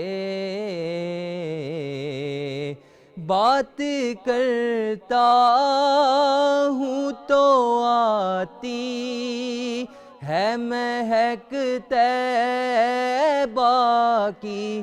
بات کرتا ہوں تو آتی ہے مہک طیبہ کی. میرے لہجے کو وہ میلا نہیں ہونے دیتے. میرے لہجے کو وہ میلا نہیں ہونے دیتے. ان کا منگتا ہوں جو منگتا نہیں ہونے دیتے. ہے یہ ایمان کے آئیں گے لحد میں میری. ہے یہ ایمان کے آئیں گے لحد میں میری. اپنے منگتوں کو وہ تنہا نہیں ہونے دیتے، اپنے منگتوں کو وہ تنہا نہیں ہونے دیتے، ان کا منگتا ہوں جو منگتا نہیں ہونے دیتے، حکم کرتے ہیں تو ملتے ہیں یہ مکتے شاکر، حکم کرتے ہیں تو ملتے ہیں یہ مکتے شاکر، آپ نہ چاہیں تو مطلع نہیں ہونے دیتے، آپ نہ چاہیں تو مطلع نہیں ہونے دیتے، ان کا منگتا ہوں جو منگتا نہیں ہونے دیتے، یہ حوالے مجھے رسوا نہیں ہونے دیتے۔